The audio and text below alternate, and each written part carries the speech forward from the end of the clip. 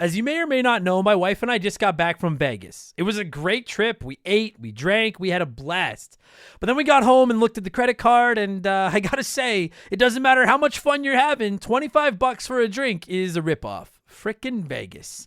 I hate getting ripped off, and so do the lads over at Harry's. They spent years watching the razor blade companies rip people off and said, no more.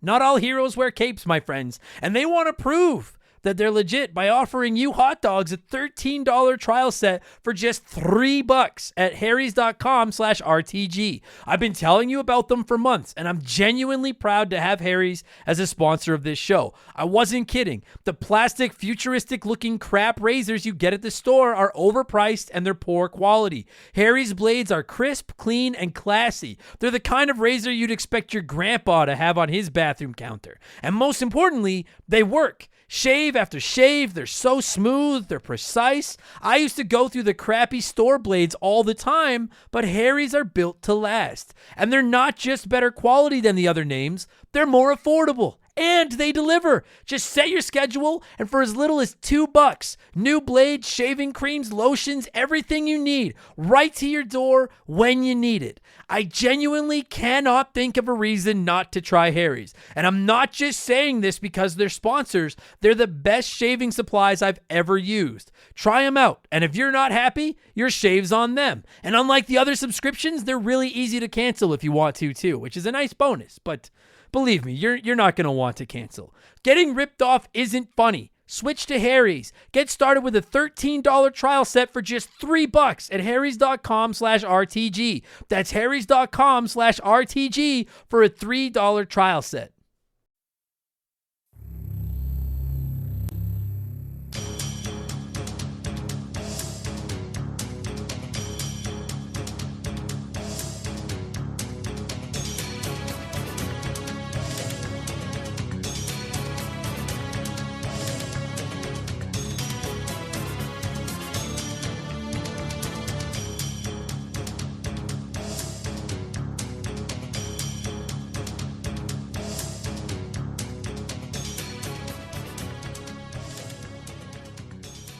What's up, everybody? Welcome back to Remember the Game. It is my retro gaming podcast where every week a buddy of mine and I sit down and we geek out about the games we played back in the day. My name is Adam Blank. Thank you so much for listening to the show. And this week it is episode 172. And I'm going to venture out of my comfort zone just a little bit here. Every once in a while, I like to dip my toe into the fighting game pool, which is a pool that I cannot fucking swim in to save my life. But I know many in our community like the games, like fighting games, like the genre. They respect it all. I respect the art. I just can't fucking paint it. I suck at fighting games so hard, but I know you guys like them. So every once in a while, I like to go out and I like to get a guest that have a little bit of an idea what they're talking about so that they can cover for me. Basically the same strategy I utilize every day of my life. Just, find someone that knows what they're doing and ride their coattails. And it's not that I don't like or respect fighting games. I really do.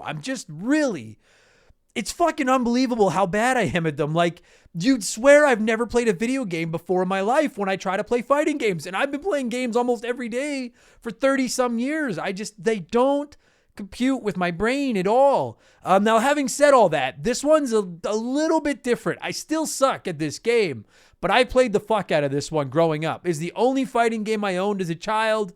We're talking Mortal Kombat 2. I specifically own the Super Nintendo version, but we're just talking about the game in general across all platforms. Returning to the show this week by popular request is my buddy Mike the Ref. He was my guest a couple of months ago when we talked Killer Instinct here on the show. And this time around, we're talking about how badass Melina is, how impossible fucking fatalities are to pull off, maybe mixing in a little bit of blood, some guts. Johnny Cage is tossed in there for fun. God, I love Johnny Cage. I really try hard on the fighting game episodes. I want to do your genre justice. So I hope you guys dig this podcast, and I hope you think, you know what, for a guy that just talks out of his ass all the time, that was a passable podcast. That's what we're shooting for here. And we're going to get there in just a minute, because speaking of talking out of my ass, it's time for yet another edition of the Remember the Game infamous intro. It's funny. when I was a kid, I would hear the phrase talking out of my ass, and I assumed that meant farting. And then I saw Ace Ventura, and now I get it. You really can talk out of your ass. Do you have a mint? I love that movie. Anyway, if you're new to the podcast, welcome aboard. Consider this your warning. Our intros are a little long, but they're fun. They're not boring. It's like we're the first couple of fights in like a fighting game single player campaign where you're just climbing the ladder of opponents. This is the easy part. Just relax, kick back, and just there's no stress here. We have merchandise, all kinds of merch, hoodies, t-shirts, coffee mugs, posters, tank tops, all rocking badass art. You can find it all at rememberthegamepodcast.com. We have Remember the Game centric merchandise. We have Never Forget the Sega Saturn shirt. We have our Console War Veteran shirt. We've got our video game mashups lineup. There's a lot of really cool stuff. It's all drawn by my man Joe over at 4545creative.com. So if you're interested in supporting the show, that's a great way to do it. Rememberthegamepodcast.com. And of course, if you don't like clothes, you can always just support us on Patreon. That's your best bet. For just $2 a month, you're going to get exclusive access to 2 additional podcasts every week. You'll get my gaming discussion show Expansion Pass every Thursday and my gaming news podcast Game Patch every Friday. You'll also get instant access to well over 100 bonus podcasts that are already sitting there in our archives for just $2 a month, 2 podcasts a week. That's fucking huge. This past week on Expansion Pass, we talked about scary video game enemies, as you do around Halloween, and it was really fun. Having said that, well, it was fun.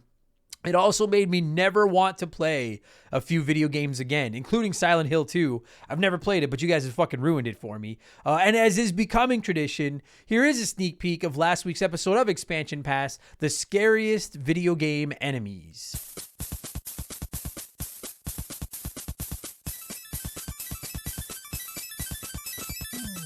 Another enemy from Resident Evil that made its way onto my list, and this one hurts because none of you brought it up. And I'll be honest with you, like, it's one thing to go on, I was gonna say national TV, but this is international, but it's not TV. But either way, it's one thing to put yourself out there on the internet and be like, hey, I'm scared of this.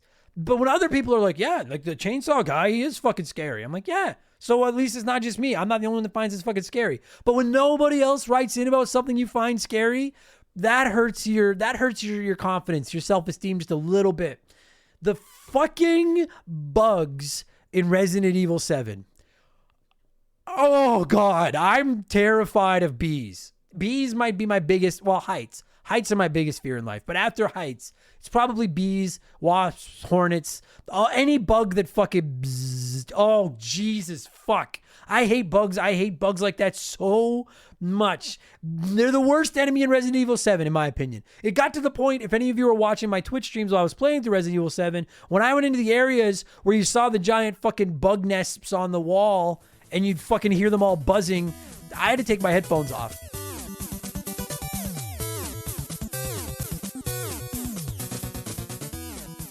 So that was last week's episode, and now for this week's episode, I want to talk about the Steam Deck, Valve's little handheld PC console thing.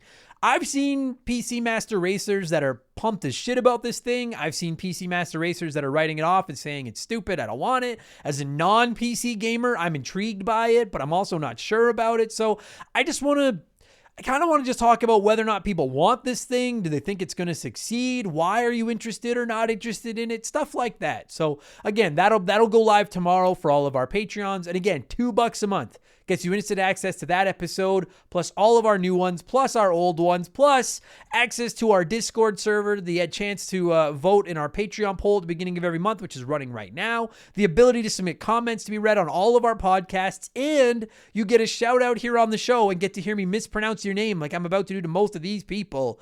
A huge thank you to all of our newest patrons. There's a lot of them this week. Adam Matcher, AsClown317, Phil Hawkins, Aaron Price, Welsh Destroyer, Kevin Basanti, Meat on the Bone, Slim Diggity, Dokhabi VT, I'm sure I fucked that one up, Ragnarok 90, Ryan Stank, Eric Henning, Andrew Lima, Tomicus, Sean Dillinger, and Punk Rock Geek. Holy fuck. Thank you all so much.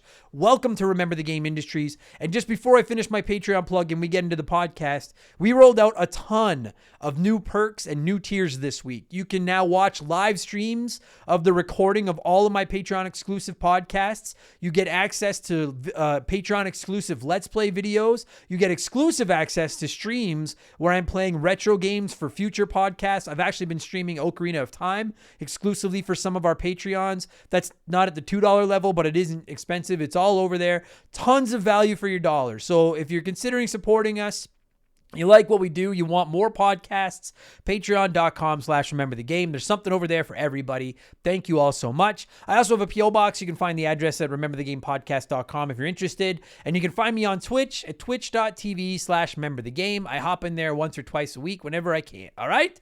Good stuff. That's all the blowing myself. Let's blow some of you guys with our opening segment here on the show. I read a few comments and questions from our patrons, usually gaming related, not always. And we call this segment Blowing in the Cartridge. He blows all right. He blows big time. That's it, honey. Get into the spirit.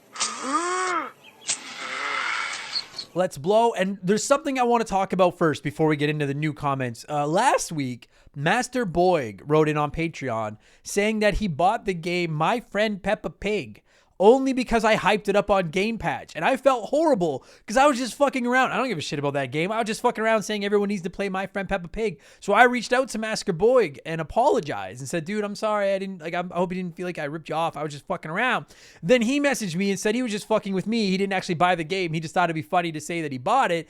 And to his credit, I bought it hook, line, and sinker. Fucking tip of my backwards cap, Boyd. Well played. Better played than Peppa Pig. Well done. All right, so I had to get that out there because I've had messages from people being like, I can't believe that dude bought My Friend Peppa Pig. He didn't. He just made me look like a chump. Well done. Evan O'Brien wrote in on Patreon and said, hey, Adam, since this week we're talking about a fighting game, I would like to know how you feel about the mashup fighting game market and whether or not it's getting oversaturated. Case in point, Smash Brothers has been going strong for years. Injustice/Mortal Kombat tosses in characters from other franchises all the time. We have the Capcom versus games. Now Nickelodeon got in on their game with All-Star Brawl. There's a WB fighting game in the works that is going to include the Ultimate Instinct Shaggy meme as a fighter, among other WB characters like Batman, Rick Sanchez, Bugs Bunny, and Gandalf, to name a few. Is there still going to be room for all of these, or are they even wanted in the first place? So I might be the wrong guy to answer this because, again, I'm not the world's biggest fighting game fan. The only fighting game I play with I don't even say regularity, but with any at all, really, with any frequency, I guess, is Smash Brothers Ultimate. And I only play Smash a couple of times a year. It's a fun. I like that game.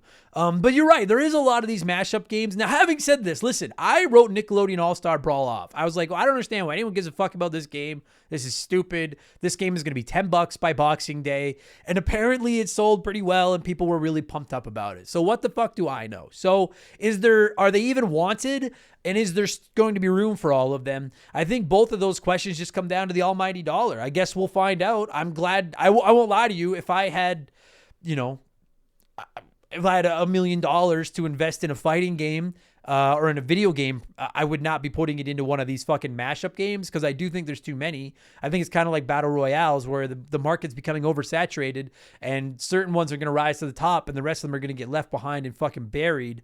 But I'm not ready to write the genre off because people wouldn't keep making them if they weren't selling. Having said that, I think Smash Brothers is the crown jewel, and I think everyone is just seeing what Smash Brothers has done and been like, well, we can cash in on that. We can cash in on that.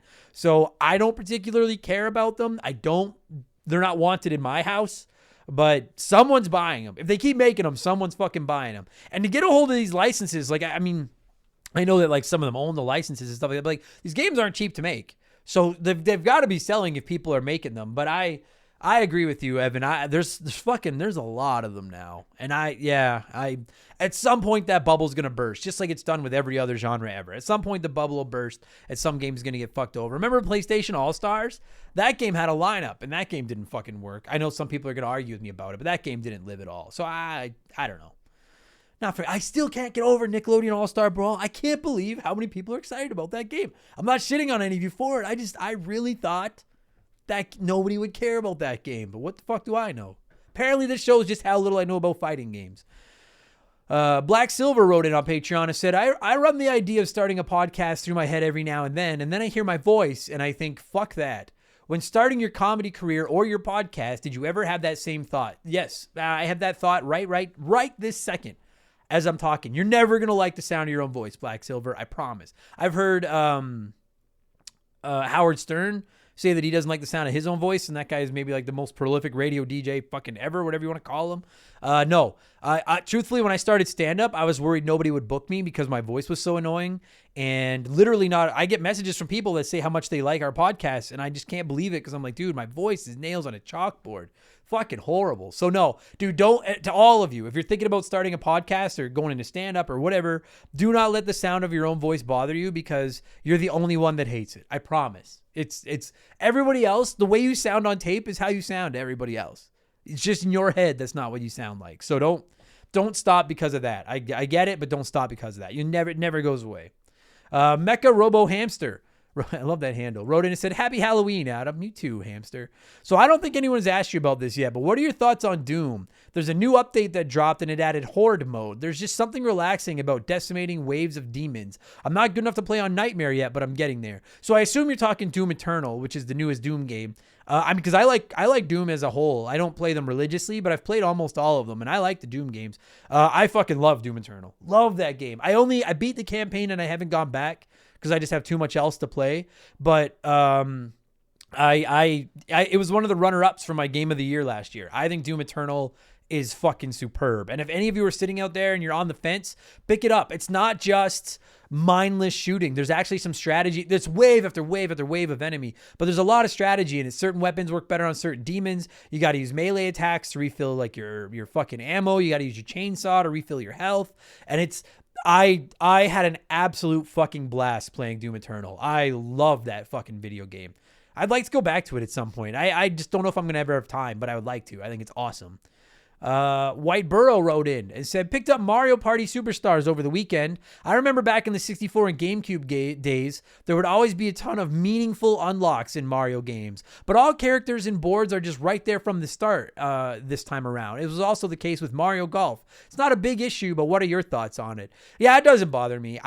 Especially when it's something like a Mario Party where I don't want to have to play it solo, and I know you can unlock shit playing in multiplayer, but like, yeah, I mean, truthfully, when it's something like a game like that, I would rather you just give me everything out of the gate. Like, I won't lie to you. I know maybe some people would argue me, but like, I hate that you have to go around and unlock all the characters in Smash Brothers for certain modes at least. Like, I paid you full price. Just give me the fucking characters. If you want to put other shit behind like the playing to unlock them thing, then fine. But I actually personally, by and large, prefer when everything is just unlocked and I can just play the game whenever I want. I had a couple of people write in too asking me if I had picked up Mario Party, the new Mario Party yet, and what I thought of it. I did not, so I don't have any thoughts on it. I might grab it at some point, but I have quite a bit to play right now, and I'm really into Back 4 Blood. That's been my online game. So for anyone that's wondering what I think, no opinions. I haven't played it yet. The reviews seem to be okay. Like, the only real knock I've seen in reviews is that some people are shitting on the classic Mario Party game mechanics, but I think for us old school Mario Partiers, we want those fucking classic game mechanics. And I've also seen that they put a warning in saying not to burn a hole in the palm of your hand for some of those mini games, which I think is fucking hilarious. That's good stuff. I like that. Where are we here? Aaron Price wrote in on Patreon and said, been slowly working my way through Metroid Dread. And I have to say, slowly working through Metroid Dread is the worst way to go about it. Every single time I go back after a few days of not playing, I completely forget where the hell I'm going or how anything works. Anyways, great work. I love the podcast. Discovered it sitting on a 3-hour bus ride and have been listening to the backlog since. Well, thank you, Aaron, for that. I appreciate the listening. Use your goddamn 3 hours on a bus. Holy Christ. Use your 3-hour bus ride to play Metroid Dread. Fucking boom. Because I agree. Dude, I played through Metroid Dread twice when it came out. We have a review available to all our Patreons in the archives. I fucking love that game. I've 100%ed it on normal and difficult, or like hard difficulty. But yeah, that's Metroid. I mean, Metroidvanias as a whole are like, they're like RPGs. They're a hard genre to walk away from for a few days and then come back and try to figure out where the fuck you were going or what you have to do. And yeah, I know I know not everybody has the luxury of just sitting down and putting a couple hours a night into a video game. I get that, but I highly recommend, if you're going to play Metroid Dread, have some time set aside to play it. It's not that it's like the longest game in the world, but to take 4 or 5 days off and then come back, I don't know how you continue. And we've all been there. Everyone listening to this at some point has played a video game where you've come back after a break and been completely lost. Metroid Dread is fucking horrible for that. You need to be fresh in your mind. You need to be on the ball. So fucking skip my pod. I don't want to tell you not. Still download my podcast, Aaron. Maybe listen to them while you play Metroid, but use that 3-hour bus ride to fucking get into Metroid. Don't try to do it a few days apart from each other, because you're going to be completely fucked. And before we get to letter time, Chris Larkin wrote in and said, "Hey, Adam, what's up? Quick question. I was wondering what kind of music you like to listen to. I'm sure you're eclectic, but what would your top 5 styles of music be? Thanks." I actually primarily enjoy pop music. And some people, I've talked about this before, some people are going to shit on me. I love like Taylor Swift. I like old school boy bands. I like Britney Spears. I think Christina Aguilera is one of the greatest singers of all time. And I'm not trolling anyone if I'm going to be like, I'm just fucking with you guys. No, I really do love pop music. I like any kind of music that puts me in a good mood. Blink-182 is my favorite band ever. Limp Bizkit. Dude, their new album's fucking rad. If you've not checked out the new Limp Bizkit album, it's really fucking good. I'm a huge Offspring fan. I don't like really hard, heavy shit. And I like some rap, but primarily pop music. I don't even know if I've got 5 genres I like. I listen to almost everything, but pop music is by far my favorite. And then punk and like Green Day, Sum 41, again, Blink-182, Offspring, that kind of stuff.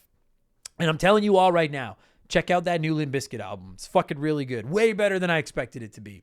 And finally, before we move on, it's letter time. And Johnny CCDC wrote it and said, "Hey, Adam, so I have a family member that has randomly hooked me up with a PS5. That thing is fucking stolen, Johnny. This has literally fell into my lap. I didn't expect having access to a modern system like this at all, so I've been purposely in the dark regarding the system. Tell me, what are some games that I should grab first, and can you tell me a bit about the backwards compatibility for PS4 titles? I have games with downloaded content in them I want to see transitioned over before making the full switch if possible. Thanks for your insight, and I'm not going to lie, I'm pretty hyped for sure." Yeah, you should be. Although you are playing with a that's a fucking stolen. I'm fucking dollars to donuts. I'm half serious, half not. Either way, congratulations. Welcome to the world of PlayStation 5. Most PlayStation 4 games work, but transitioning shit over from your PS4 to your PS5 could be a fucking tire fire. I can't even really get into it because it seems like a game-by-game basis. It's fucking just, God, they made it so much harder than they fucking had to. I don't get it. But I did want to address games that you need to play. To anyone out there that gets their hands on a PS5 in the coming months, maybe over the holidays, especially if you missed out on the PlayStation 4 generation, my top recommendation is to sign up for PlayStation Plus, because you get access to the PS Plus collection, which is 20 PS4 games that you can just download and play as much as you want. And there's some fucking gems in there.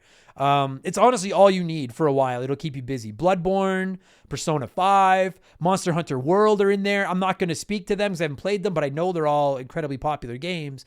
God of War is in there. The Last of Us Remastered, Crash Insane Trilogy, Resident Evil 7, Uncharted 4, Ratchet & Clank, Days Gone. Those are all included in that PS Plus collection as well. So just sign up for that and you're set. As far as some games that aren't in that collection, I would recommend Spider-Man, Horizon Zero Dawn, Ghost of Tsushima, Final Fantasy VII Remake. And if you're looking for PS5 exclusives, Deathloop and Returnal are both fucking awesome. We have reviews of both of them in our expansion pass archives as well for all our Patreons. But they're not for everyone. Those are both kind of funky games. So I recommend you do a little bit of homework before you plunk down full price on those. But hopefully that helps. There's a ton to play. You're in for a fucking treat. But get that PS Plus collection and you're fucking set for a while. Because there's not really, outside of Returnal, Deathloop, Demon's Souls, and Ratchet & Clank Rift Apart, there's not a ton of PS5 exclusives right now. So catch up on some great PS4 games and just wait for the heavy hitters to start dropping next year. That's what I would do. Thanks, buddy. Thanks for writing in. Thanks to everyone that write in. I get so many comments every week now. I can't get to all of them, but I get to as many as I can. I appreciate it. Let's change things up and get into our Smash Hit segment, the official game show of Remember the Game Industries. Play one, remake one, erase one.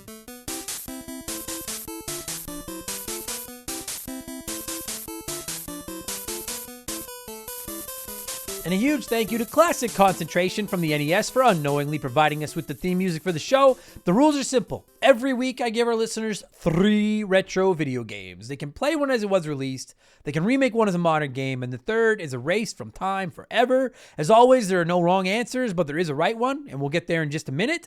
And I figured we're talking fighting games this week, so I went with 3 oddballs in the fighting game world, because you can't put these up against like a Street Fighter or something, because they're just going to get fucking smoked. We're talking Clay Fighter, Teenage Mutant Ninja Turtles Tournament Fighters, and Power Stone. And I always hope the poll's going to be close, and this one was, but it was a 2-horse race. The runner-up was to play Power Stone, remake Ninja Turtles Tournament Fighters, and erase Clay Fighter. And then the winner was the opposite. Play Clay Fighter, remake Teenage Mutant Ninja Turtles, and erase Power Stone. Almost 70% of the votes were remaking Tournament Fighters, and then it was a flip-flop between playing and erasing Power Stone and Clay Fighters, which is the right answer in either order. You have to remake Tournament Fighters. So let's see what a few of you have to say here before I tell you what the right answer is. Kyle Shreve wrote in and said, remake Power Stone. It's a great game that got lost on the Dreamcast. Side note, just found my old Dreamcast and it works. Fucking A. Played Teenage Mutant Ninja Turtles Tournament Fighters. Honestly, I never played it, but getting rid of it would invoke Adam's ire. And then trash Clay Fighters. It's an absolute travesty of a game anyways. Kyle, I love the idea that you were just like, I can't get rid of Tournament Fighters because Adam will fucking light me up. And you're right. And you avoided double secret probation by not erasing something with the Ninja Turtles in it. So well done. Joe Kirby wrote in and said, play Clay Fighters because it's a fun game as it is, and it's chock full of the nostalgia we all need for a balanced gaming diet. I like that. Remake Ninja Turtles Tournament Fighters because there's a dearth of Teenage Mutant Ninja Turtle video games on newer and or current gen hardware. Also, we need more variety in fighting games as well. I feel like all there is for fighters is Mortal Kombat, Street Fighter, Smash Brothers, and Injustice.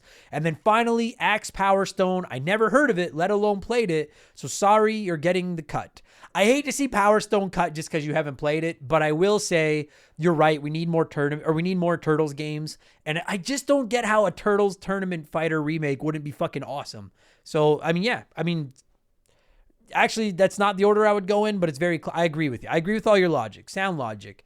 Mega Man 2 OG wrote in and said, tough, because I'd love a remake of both Power Stone and Ninja Turtles, but I'm going to play Tournament Fighters because I played it a lot on the Genesis back in the day, and it's the Turtles. I'm going to remake Power Stone. This was a really fun game that for sure just got lost to the Dreamcast. I played this one with buddies a lot. I'd love to see it revived. And then I'm going to erase Clay Fighters. No real loss here for me. I think I played a few minutes of it, and off it went. Play-Doh is better. I love Play-Doh, but I don't know if I'd go as far as to say Play-Doh is better than a video game. I don't know about that. You are right, though. I've never played Power Stone, but I always thought it looked rad, and it totally did. And I'm not shitting on the Dreamcast. I've talked many times about how I love the Dreamcast. But there are some games that kind of got lost on there. And you're right. I think Power Stone was a victim of circumstance. DNA Gaming wrote in and said, total baby mode for me on this one. Play Power Stone because it's one of the best arena fighters ever and one of the best Dreamcast games. Plus, who doesn't want to use Super Saiyan Want Tang? I have no idea what the fuck that is, but it makes me want to play Power Stone more. Remake Ninja Turtles Tournament Fighters. Keep with the hand-drawn sprites. Add more characters like Metal-Headed Slash. Keep in Armagon, flesh the game out, and improve the content. Sorry, my notes froze on me there. And then erase Clay Fighters, never played the game, and honestly couldn't give 2 shits about it. Oof. Too many other good fighting games in the SNES to play.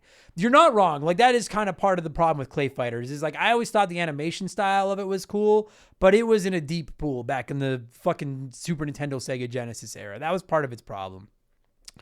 Couple more here. Welsh Destroyer said, hey there, this is my first vote, and to be honest, I haven't played any of these games. However, playing by the rules. Thank you. I would play Ninja Turtles because it's Ninja Turtles. I'd remake Power Stone because it looks to be like a decent fighter, but I'd remake it with the Tekken style fighting style. And then erase Clay Fighters because it just looks like a weak version of Mortal Kombat. Welsh, at this point, quite frankly, I mean no disrespect, but your opinions on what you'd play, remake, and erase are secondary to the fact that this was your very first time playing, and you came out of the gate by saying, I need to respect the rules. You're fucking welcome around here, Welsh. Thank you very much. And then Rogue Agent said, play Ninja Turtles. It's a nice fighter, although I'd love to see an added roster. I'd even pay for DLC if it was possible. Remake Power Stone. Great 4-player game on the Dreamcast. Hour of fun, and it would look sick in modern graphics. And Clay Fighters can fuck off. Bag of bollocks game. Awful visuals and characters, but I was a fan of the Claymates game. But I'd sacrifice this if it meant Clay Fighter was removed forever. I won't lie, I didn't realize so many people hated Clay Fighters. I didn't play it, but I always just thought the art style of it was so cool. I like Claymates too. Rogue Agent. That's wild to me. I really didn't know that. 27% of you went the same route that I did, including Stupid Monkey, who wrote in and said, play Power Stone. Never heard of this one, but I'd be happy to try it out. Remake Ninja Turtles Tournament Fighters. The cast of mutated and non-mutated characters in the Turtles universe seems right up for a fighting game. Just give us the Archie comic wrestling outfits. No, don't do that. And then erase Clay Fighter. I like the humor and style, but 63rd and a third is the far superior game, so toss it to give the spotlight to the other two. So I agree with most of your logic, and I agree with the order 100%, Stupid Monkey. Personally, I would play Power Stone. I'm sure that I would suck at it, but I just have such a soft spot for the Dreamcast. I just really feel like that console got done dirty, and I want to try out almost anything that released on it, just to at least give it a chance. So I'm going to play Power Stone. I'm going to remake Tournament Fighters because, of course, this is the remake answer. You got to remake a Ninja Turtles game, and who wouldn't love a good fighting game featuring all the characters from the Ninja Turtles universe? Like, this might be the one fighting game I'd get hardcore into. And then you add in all the foot soldiers that are fucking Shredder and Bebop and Rocksteady and Krang and Slash and etc. Go on and go. Oh my God, it'd be so much fun. And then I'm going to erase Clay Fighters. And I like this game. I know I just said I can't believe so many people are erasing it. I like this game a lot. I'm not going to shit on it. I never played it. I just love the art style of it so much and the old ads. But I'm spending my remake on Ninja Turtles, and I want to play the Dreamcast game. Plus, we have Clay Fighters 63rd and 10th, or whatever the fuck it's called, on the 64, so you can just play that instead if you want to. Thank you to everybody that wrote in. What have I been playing over the last 7 days, not 24 hours, the last 7 days, and then we'll get into our Mortal Kombat 2 talk. I've been playing Back 4 Blood. Fucking love it. I've been looking for a new online game to play for so long, and Back 4 Blood is it. I adore this game. It's so much fun. I've also been playing Ocarina of Time, or Ocarina of Tim, as we call it, on Nintendo 64 online on my Switch. Very nostalgic for me, but the controls suck, and I'll die on that fucking hill, and they're even worse on the Switch. But we're going to be reviewing that in the coming weeks as a revisit, so I got to get through it. And then I've actually been playing the campaign of Halo 5, because I never played Halo 5's campaign back in the day, and I want to be ready for Halo Infinite when it comes out in December. So I'm working my way through that. And I'll be honest, I'm about halfway through, and I don't get the hate right now. I know it takes a lot of shit from people, but it seems like a really fun game to me. I'm really enjoying the campaign of it so far. So we'll wait and see. That's it. That's all I've been playing. Let's talk Mortal Kombat 2. And I won't lie to you guys, we got a lot of listener memories on Mortal Kombat 2 this week. Holy fuck. I'm just going to rip through a few of them. Evan Naylor wrote in and said, hell yeah, this game is the shit. I've been waiting for you to talk about it. Johnny Cage all the way. Evan, your avatar on Patreon is Glass Joe, and you've just expressed that you're a fan of Johnny Cage. We're friends now. I like you, Evan. Fuck yeah. And Dalkabi VT, I have no idea how to fucking pronounce that name, wrote in and said, I can remember playing this with my older brothers and just nonstop spamming Johnny Cage's infamous nut punch. Memories. Fuck, I love that everybody loves Johnny Cage. I played as Melina, as you're about to hear, but I love Johnny Cage as well.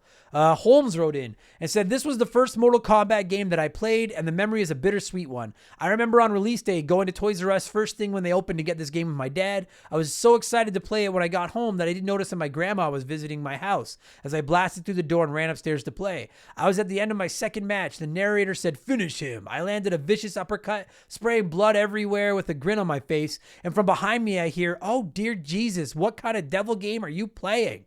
Fast forward a week's worth of after-school Bible study classes, and I was finally given my cartridge back. Decades later, I still find myself checking over my shoulder occasionally when I play a fighting game. It's funny you say that, Holmes, because this was the one fighting game we owned as a kid, as I'm going to get into in a minute in the podcast. And it's no way, like, my mom and dad wouldn't let me watch Beavis and Butthead. I wasn't allowed to watch Ren and Stimpy. We were in a religious house, but there's no way they would have given me access to Mortal Kombat 2 if they fucking knew what it was. No way. So that story just rung true to me. I fucking get that 100%. I don't know why I was allowed to play this game. There's no way they knew. My boy Todd wrote in and said, bro, the hype around this game was fucking massive. I clearly remember all the kids in my neighborhood getting together on weekends and pulling all-nighters playing this game. I had the Sega version, and my other mate had the Super Nintendo version, so it was always a competition on who had the better version. Good times. So I'm curious what the better version is, and I'm not trying to wag my Super Nintendo flag, but my understanding is the Super Nintendo version is better. But I don't know. Don't yell at me, guys. I don't know. I don't know. And Backdraft Delta wrote in and said, Mortal Kombat 2. I loved the advertising, the hand-drawn concept art that was included in all the gaming mags. I drew hundreds of Raiden, Kang, Sub-Zero, etc. It got me into drawing way more, developed my love of the art of game design and character modeling, back when you could tell a story with simply how a character looked. I like that story a lot, because I used to draw a lot of video game characters when I was a kid too. Difference is I didn't get more into drawing. I realized I sucked and I stopped. But I do remember all the art from Mortal Kombat 2 was fucking everywhere back then. And they do have badass looking characters. I agree with that 100%. So many memories from you guys this week. Thank you so much. I couldn't read them all on the show, but I love reading them every week while I prep. This is my favorite part to read to myself while I prep the podcast, is your gaming memories. Fucking awesome. All right. Let's talk Mortal Kombat 2. That's what you're here for. I'm going to cue up that Mortal Kombat 2 music. And when it stops, my buddy Mike the Ref and I are going to talk Mortal Kombat 2, which originally released in North America in arcades on April 3rd, 1993. Holy fuck, we're old. Enjoy the podcast, everybody. Let's go.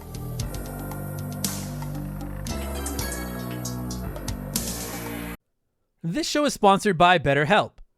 Everyone that listens to this podcast knows about our illustrious CEO, my dog Molly. But the other silent partner behind the scenes is my wife. And let me tell you, my friends, a 17-year relationship with another person that has to talk to and live with you is a lot harder to maintain than one with a dog. We've had our ups and downs, and as you all know, a relationship isn't all sunshine and rainbows. They can be a lot of work. You get out what you put in when it comes to relationships, and talking to a therapist can be a fantastic way to put in some work. They can help you work through your issues, learn to communicate better, and even just provide you with an ear to bend when you need it.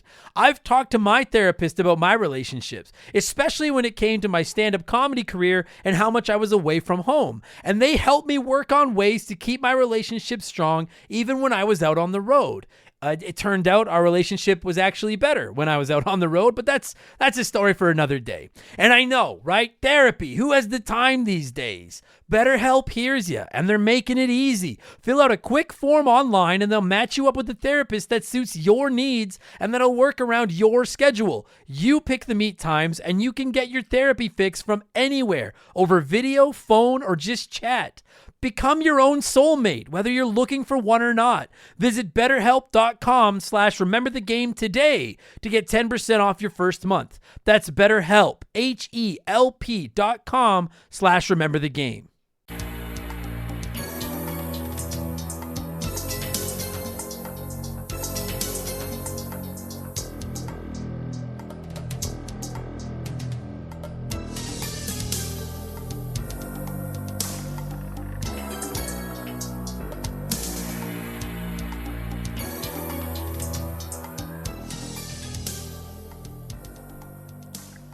Okay, so joining me via the blank phone this week, returning to the podcast you know what, Mike? I swear to God, I'm not making this up. And it's not because it sounds so insane that I'm making it up. I just want you to know that, like, I'm not kissing your ass. This is absolutely true. Back by popular demand, and I have the messages to prove it. No. I swear to God. What? Go really? What? Yeah, I swear I have messages. This is my buddy Mike the Ref is my guest this week. Mike, how are you? Oh, I'm doing great. I'm just trying to smell all the, what you're trying to feed me here. And I don't really believe it a whole lot. Dude, I have no reason to lie to you. I'm telling you the truth, man. If you guys don't remember, Mike was my guest on the Killer Instinct episode.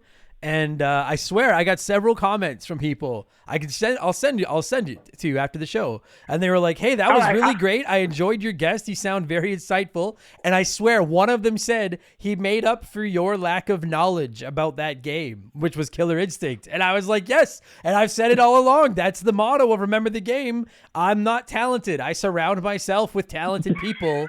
And I just ride all their coattails. And you guys, for all of you that haven't figured it out yet, that's how you get ahead in life, kids. You just ride coattails, and that's what I'm doing. And not only You always go ahead. What? I was going to say, you always surround yourself with people that know more than you. Exactly. And it's just like fuck story of my life. It's been very easy to do from a fucking young age. But this one is different because I had Mike the Ref on when we talked Killer Instinct, because as any longtime listeners of the podcast know, fighting games are not really my forte. They're also the genre of game I respect the most because I understand what goes into figuring out these games. I just don't have the chops to figure it out. So Mike came on and we talked Killer Instinct, and Killer Instinct. And Mike basically carried that podcast. And today we're talking Mortal Kombat 2.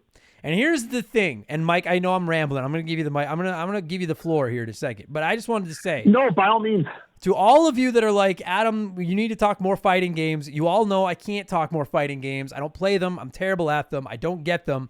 Mortal Kombat 2 is the one exception to that rule. Not in the sense of I get it, because I still don't get it. I still suck at this game. But I owned this game as a kid on the Super Nintendo, and I played a fucking ton of this game. I'm telling you all right now, Melina is my girl, and if you were to challenge me to a fight in a fighting game, I only get to use Melina from Mortal Kombat 2, and you have to use the broken controller. And if we put both of those together, I have a chance.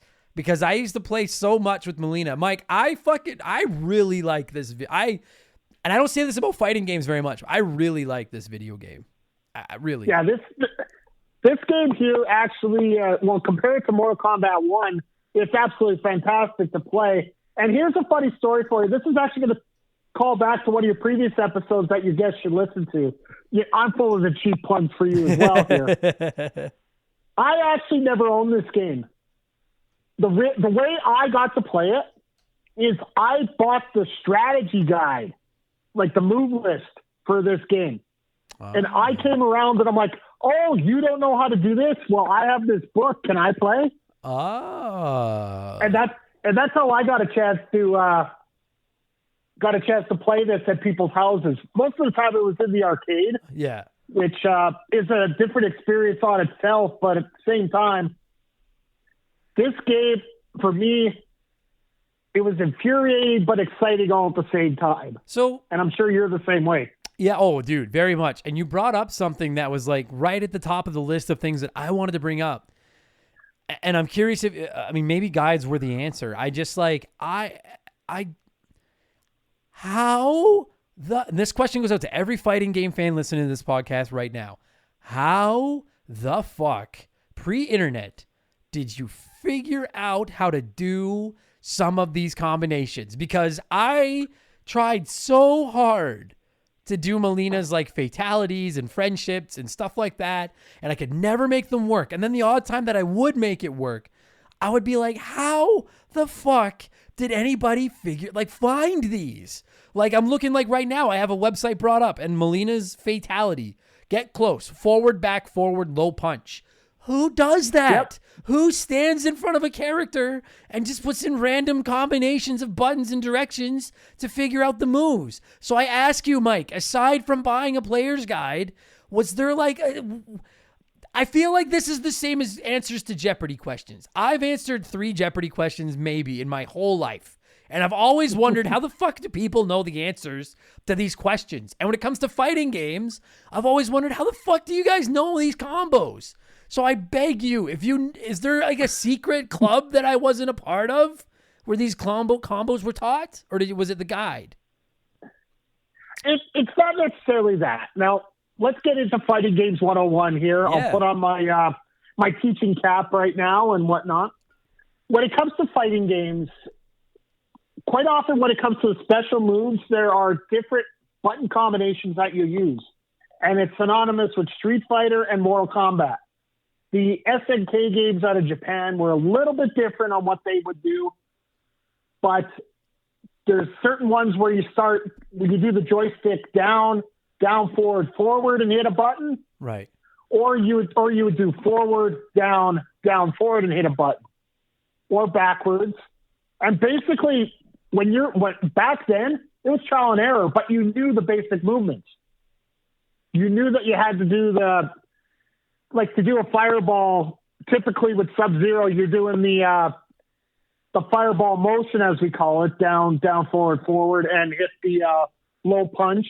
Jesus. And down, forward, low punch. Fuck me. Oh, sorry. Go ahead. I'm sorry. You basically roll the controller, right? Right. You're just wiggling the controller all over the place, right? So it can turn into a button masher if you don't know what you're doing. But sometimes button mashers work well. Sure. I just never got it. And like, let's call a spade a spade. And I'm not trying to shit on this game. I really do like Mortal Kombat 2. I played a ton of it as a kid. I'm not good, but I love this game. But like, people play Mortal Kombat games for the gore and for the fatalities. Like, that's why we're like, let's call a spade a spade. Like, that's the main event. That's what we're here for. And I just never understood why not just make fatality like select?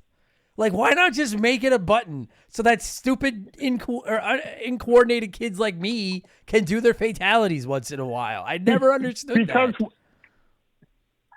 You played sports, Adam, right? You played sports before. I tried. Well, when you play sports, when you win, you get that little extra sense of satisfaction when you win. I never. What? No, I'm kidding. Yeah. Okay. Yeah. What? Yeah. I get it. Yeah. So when you catch this special combination and pull up this special screen, it's that little extra adrenaline of, holy crap, I did that. Oh. That's what it is. It used to make me so angry. I would make my brother play, and I would just like, and then when I got him down to like where I had him, I'd be like, okay, don't move. And then I would sit there and be like, try it. And it would just with I'm looking at her special moves right now, her side throw, hold high punch for 3 seconds. That was the only move I could do. And I remember that very vividly of like all her special moves. And I just was like, God, I used to get so angry. And I've never understood it. I'm just like, how the fuck do you guys know these combos? How do people figure these combos out? Maybe this is why the guides existed, but it just, to this moment, sitting, like, are they still like this? Like when you play Mortal Kombat 11, if you want to do a fatality with one of them, do you need to know like a 9-button combination to make it work? Typically it's three buttons and a joystick move. But the one difference between then and now you can press the start menu or the start button, come up to the menu, and it pulls up your moves. Oh. And then once you play enough time, like, for example, in Mortal Kombat 11 or 10, you can, if you earn enough credits, there's like a vault area where you can unlock other fatalities, and it shows you. Or if you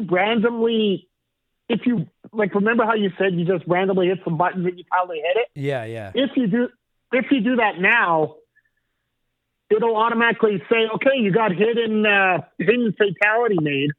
And then it'll put it into your list of moves that you're available to do. Oh, so once you pull it off once, then it documents it for you and saves it, so you know what to do next time. Then it says, all right, you found it. Here you go. I'll just let you remind it next time. Okay, but with these old games, not a chance, dude. Plus, like, we didn't have the internet. It's not like I could fucking hop on my phone.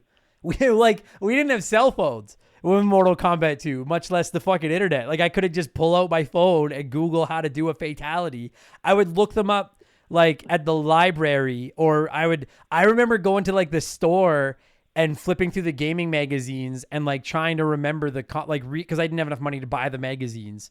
So I remember like looking at the magazines in the store and trying to remember the move combination on my way home. Oh, so you're the reason they put the plastic on those guides, absolutely. right? Absolutely, I am. Make no mistake. I am totally that guy. I'm without question, I'm the fucking problem. Insane button combinations aside, I've always loved this game. And it's so funny because like when I was a child, I wasn't allowed to watch Beavis and Butthead. I wasn't allowed to watch Ren and Stimpy. My parents didn't like me playing Doom. They would let me sometimes, but they didn't like it. I have no idea how the fuck Mortal Kombat 2 found its way into our library. I know I didn't ask for it. I was never into fighting games. I think my mom used to, like, for Christmas presents, she would buy whatever was on sale, like in the discount bins and stuff. And maybe that's where I got my hands on this game. This was the only fighting game I ever owned as a kid.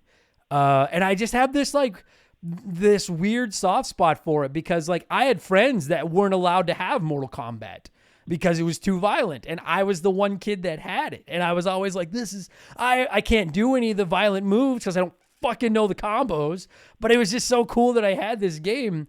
And I have not played Mortal Kombat 2 in, God, man, 20 years. But you and I were talking off air before we started the show, like the general, and maybe someone will be listening to this is going to yell at us, but like it seems to be, from what I've seen online and from what you were saying, the general consensus is that outside of the most recent one, which is Mortal Kombat 11, like the glory years are the Mortal Kombat 2, Mortal Kombat 3 era for this franchise, yeah? Well, essentially Mortal Kombat 1, 2, and 3 are still revered today as pretty decent games. Not so much 1 because they were still trying to figure things out. Of course, yeah. And there still are some goofy things in MK2, like for example, Johnny Cage's fatality. He gives you an uppercut 3 times and takes your head off 3 times. So somehow magically you grew 3 heads. Right.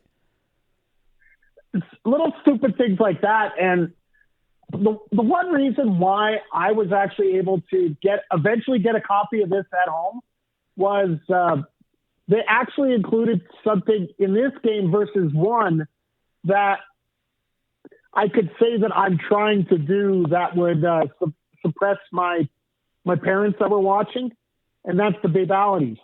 Yeah, the babalities, yes.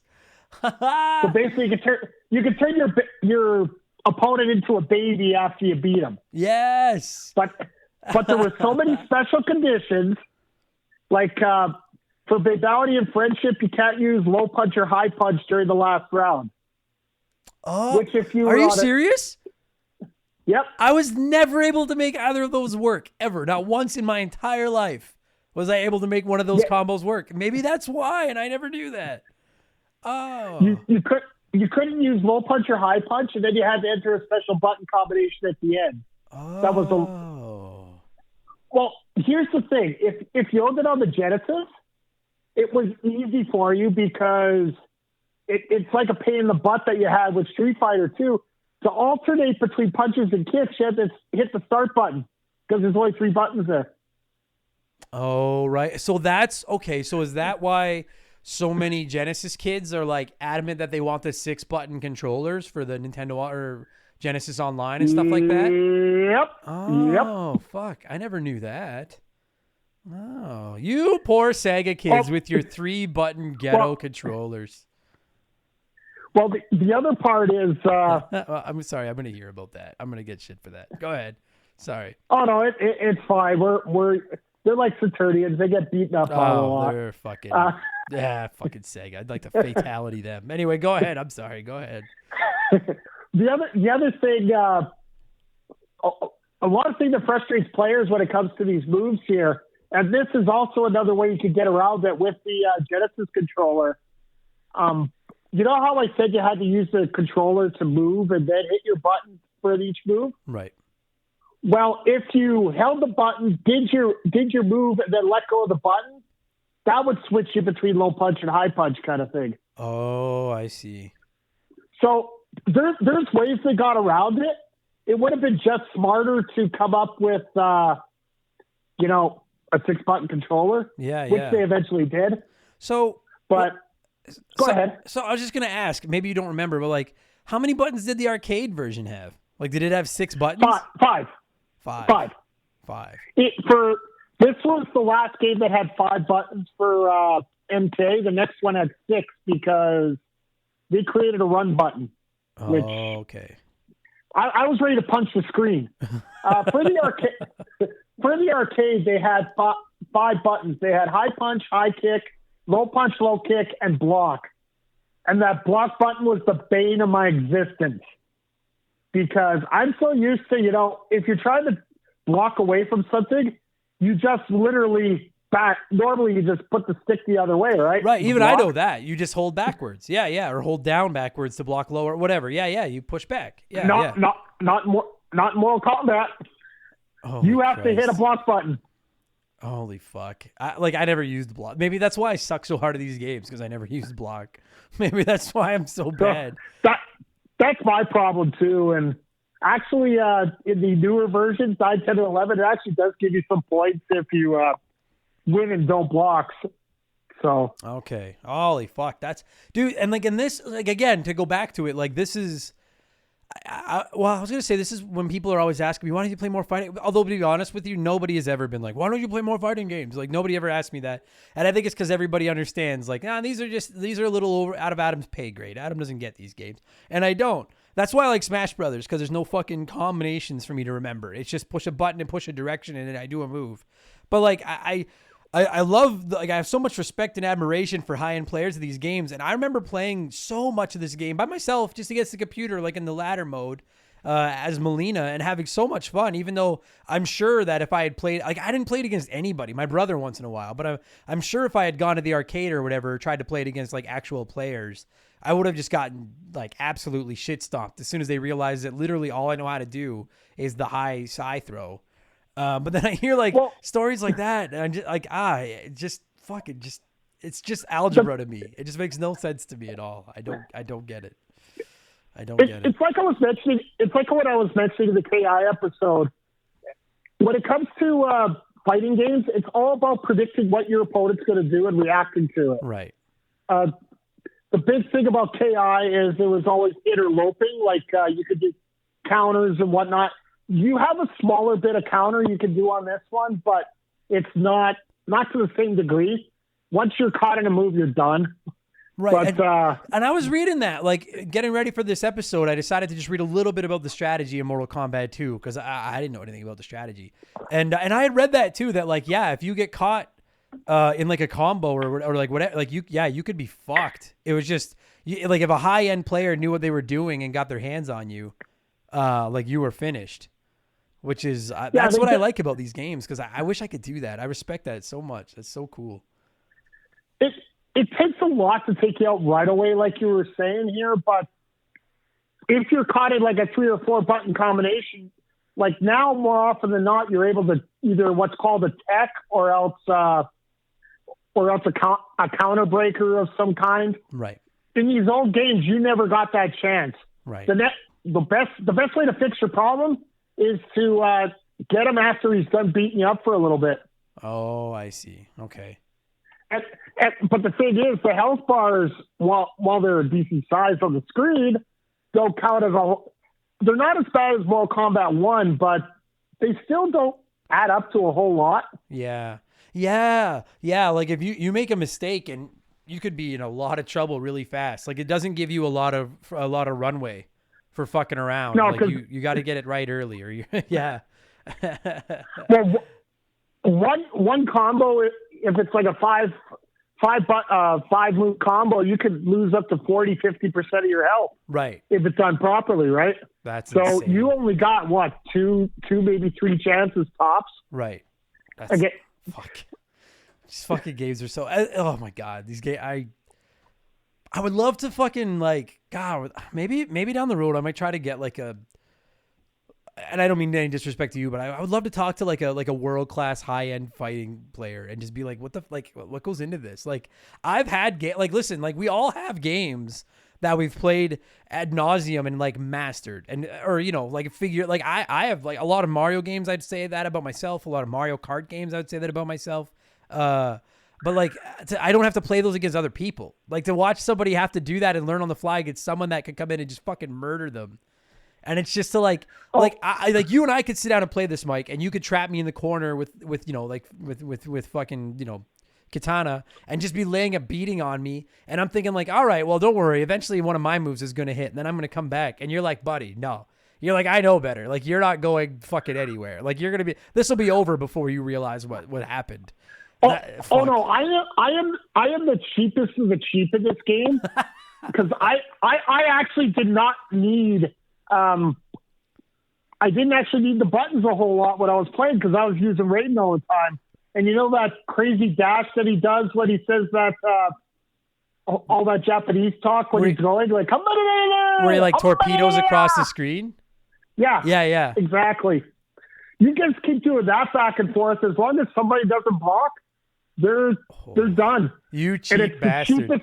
You cheap bastard. I thought I was cheap. Wow.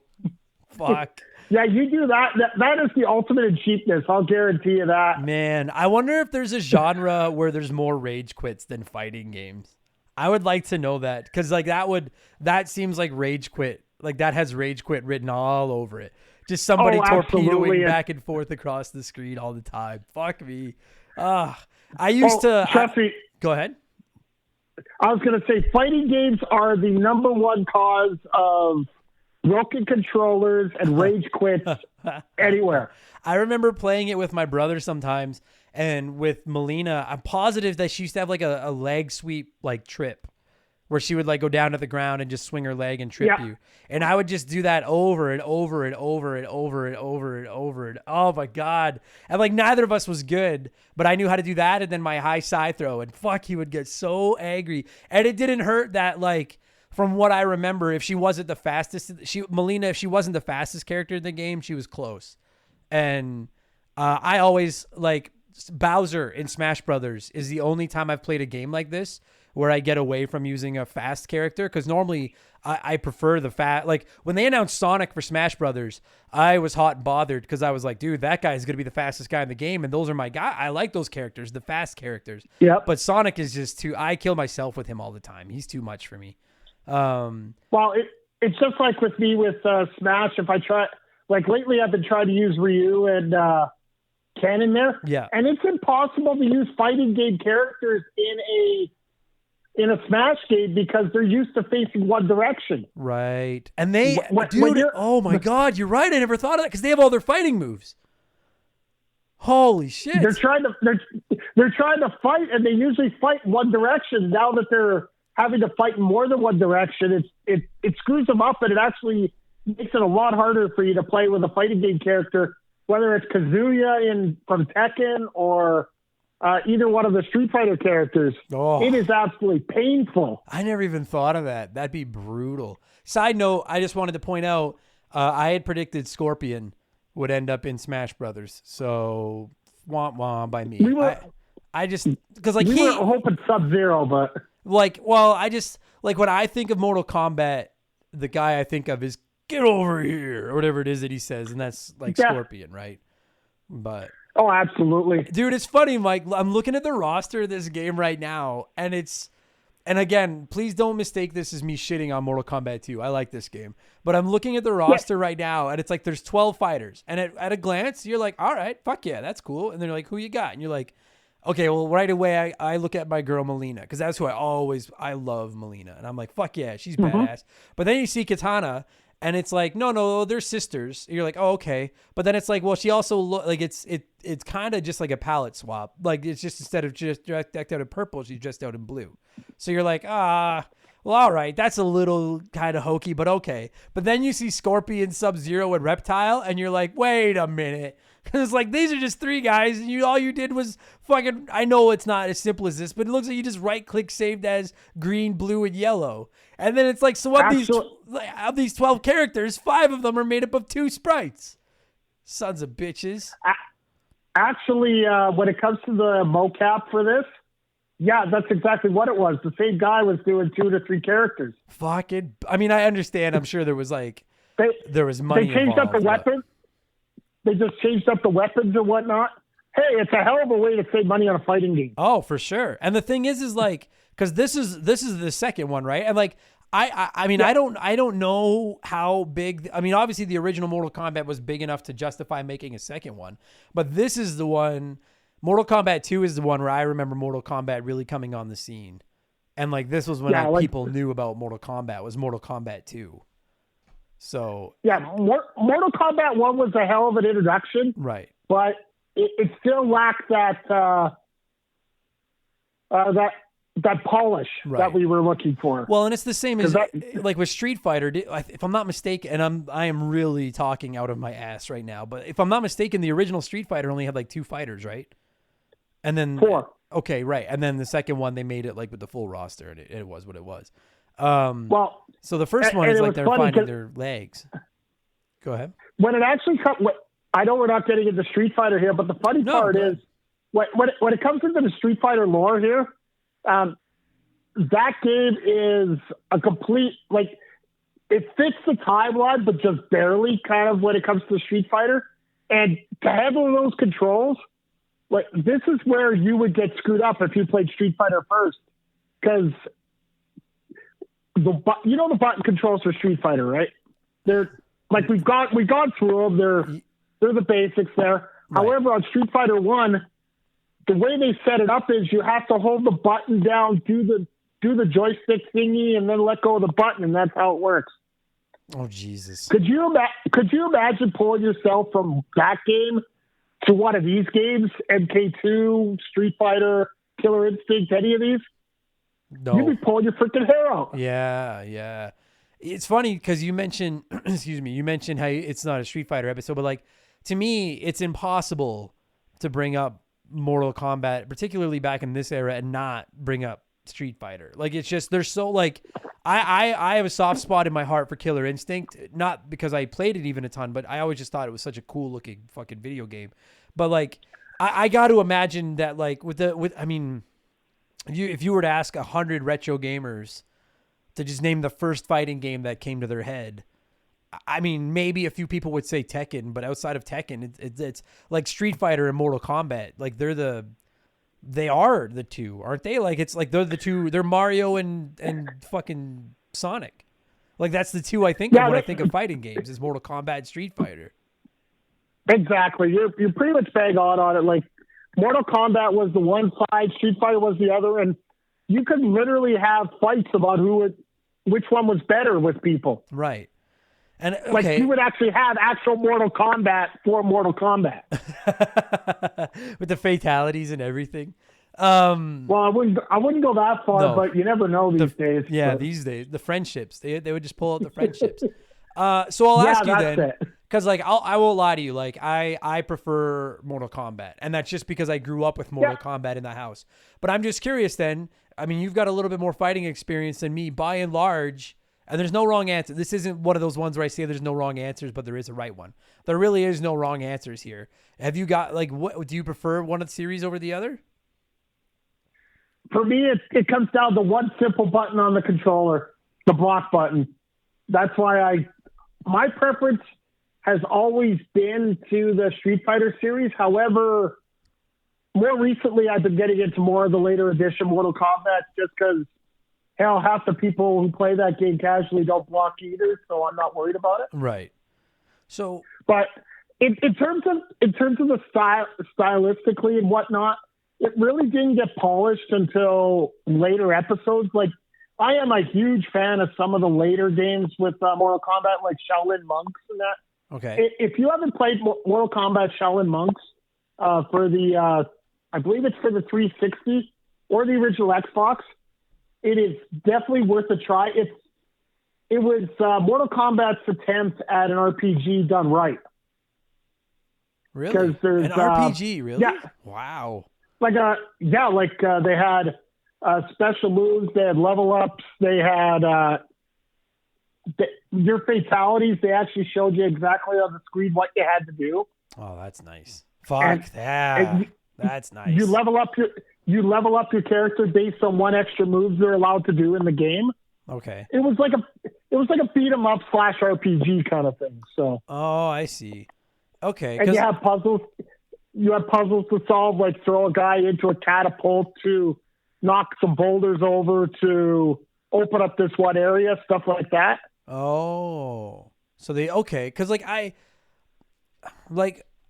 when I look at the two franchises, and this is, I feel like I'm basically an outsider speaking to this, but like I always interpreted it as like Street Fighter Street Fighter was a little bit more cartoony looking. I know that doesn't have the violence that Mortal Kombat does. Oh, absolutely. I always interpreted it as like a little bit more PG, but also a little bit more technical. Whereas I always thought Mortal Kombat, and maybe I'm wrong, but I always thought Mortal Kombat was maybe a little bit more under-refined when it came to its controls. But you got all the crazy I vividly remember the magazines talking about the gore and the graphics in these games, and then, if I'm not mistaken, Mortal Kombat 3 on the Super Nintendo only had sweat, but then there was a code where you could turn the sweat red or something like that when it flew off. Or was it this one? That was MK1. Oh, it was the first one. Okay. Because I remember this one had the blood and everything. I'm just trying to remember if it was ACB.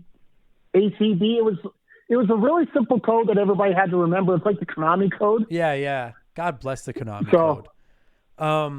But like that was always the interpretation that I got, and I don't know if that's even a fair thing to say about Mortal Kombat or not. But I always looked at it as like it wasn't quite. I always assumed the reason Mortal Kombat went as gory and violent and as gross. I don't mean it in a bad way because I love it, but as gory and gross as it did with Mortal Kombat was because they're like, well, we don't quite have the depth that Street Fighter does, so let's give them something that Street Fighter doesn't, which is, fucking people exploding and guts going everywhere and impaled heads and shit like that. But am I like, I don't know, maybe is that right to say that like Mortal Kombat's not as deep, or maybe it is? I don't know. I don't know.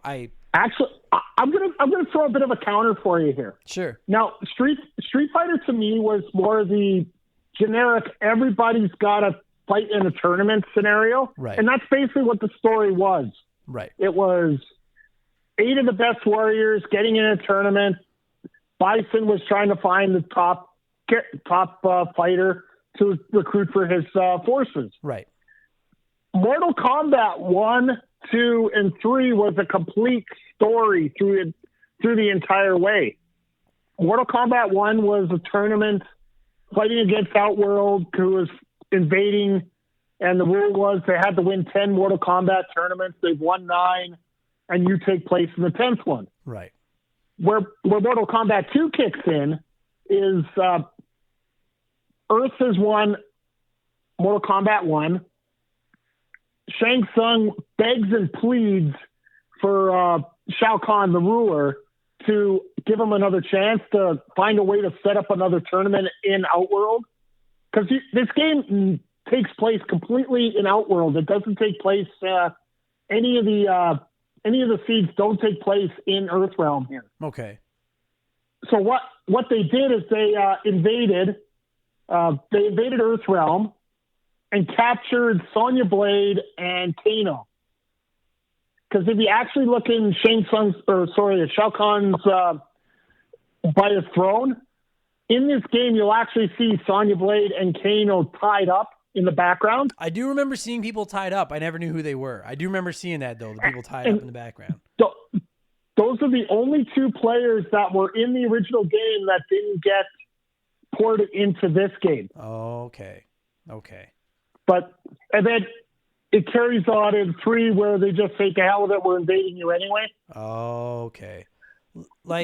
See, I like shit like that. I just always, and this is from an outsider looking in, but just as a kid at least, like my perspective and the way I always looked at these 2 franchises was that I always felt like Mortal Kombat was trying to make up for shortcomings by just throwing in this gore and stuff like that. And maybe I'm absolutely wrong, but that was what it felt like to me. Absolutely. Like when you were talking about the palette swaps here, which absolutely was the case. Even if you go look at the credits, they show this character is responsible for, or this person is responsible for this, and this character, right? Right. They don't hide it, but to get around the fact that everybody's palette swapped, they're actually looking at,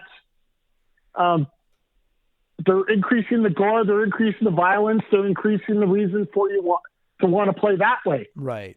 Now, in Street Fighter, they went with a diverse set of characters because they didn't have to do any mocap for it. Yeah. Here, all the basics for Mortal Kombat 2 are, you got your sweeps, you got your uppercuts, you got the majority of it all set up for you. It's the same throughout the characters. There's a little bit of difference. Yeah. Because of the special moves and whatnot. Sure. But it's all about the blood. It's all about the gore. It's all about the effect of what you do when you do it. Yeah. And you know what? I will say that, like, this is just my personal opinion. I like the art style of Street Fighter, at least Street Fighter 2, more than Mortal Kombat 2. I think dude, I'm looking at clips right now and I'm like, Mortal Kombat 2 looks fucking great in my opinion. Like, it still looks good today. And like you said, it's all motion capped and it looks great.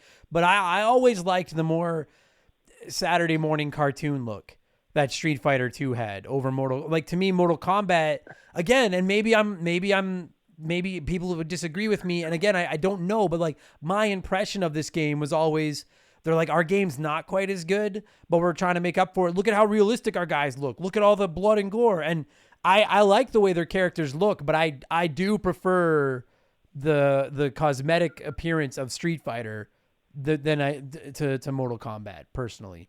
Having said, I don't think the gore, the guts, the fatalities, the violence would work with a Street Fighter. Like, it would look kind of stupid with a Street Fighter art style. Whereas when they look like actual human people, like they do in Mortal Kombat, it makes sense. If that, like, do you know what I mean? Like, it seems like you're like, oh yeah, I could believe. Oh, that. absolutely.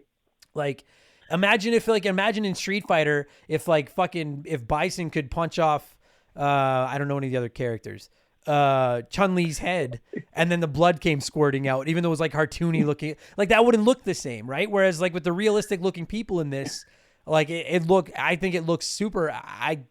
It looks believable, quite frankly, as stupid as that might sound. That's exactly it. Being believable is the key to that. And for me personally, I like the fact that they kept the realistic game more hyper realistic. Yeah. And they left the cartoony game being cartoony. Yeah, agreed. It's like they're not clones of each other. Like, they feel like two very different video games. Not even in the way they control, but even just looking at them, they look so different from each other, which I think is awesome. And it allowed you to have a choice. Like, if you didn't like the hyper violence, which there were some people that didn't like it, so they went with Street Fighter. Yeah, dude, I remember the controversies around this game back in the day, and people being so mad about some of the fatalities. Like, I remember seeing it on the news, and I got to be honest, man. Like, I have to this moment, as I sit here and record this, it's October 24th, 2021. It's 8 p.m. And I'm 100% sure that in like the 30 years or whatever the fuck it's been since my mom bought me this game, 25 years, she still has no idea what she bought me. Because there's no way. Like, if she just wanted to get me a fighting game to play, she would have got me Street Fighter 10 times out of 10. There's no way she knew what she was buying me when she got me this game. Because, like, even if I couldn't get the fatalities to work, just some of the other basic things were really graphic and gross, and some of the characters were scary looking and gross, and like, no chance. I wouldn't let my kid play this when they were my 7, 8, 9 years old. I don't think I would have wanted them to play this. No, not at all. And like, you look at some of the upgrades they made to some of the characters here to increase the gore.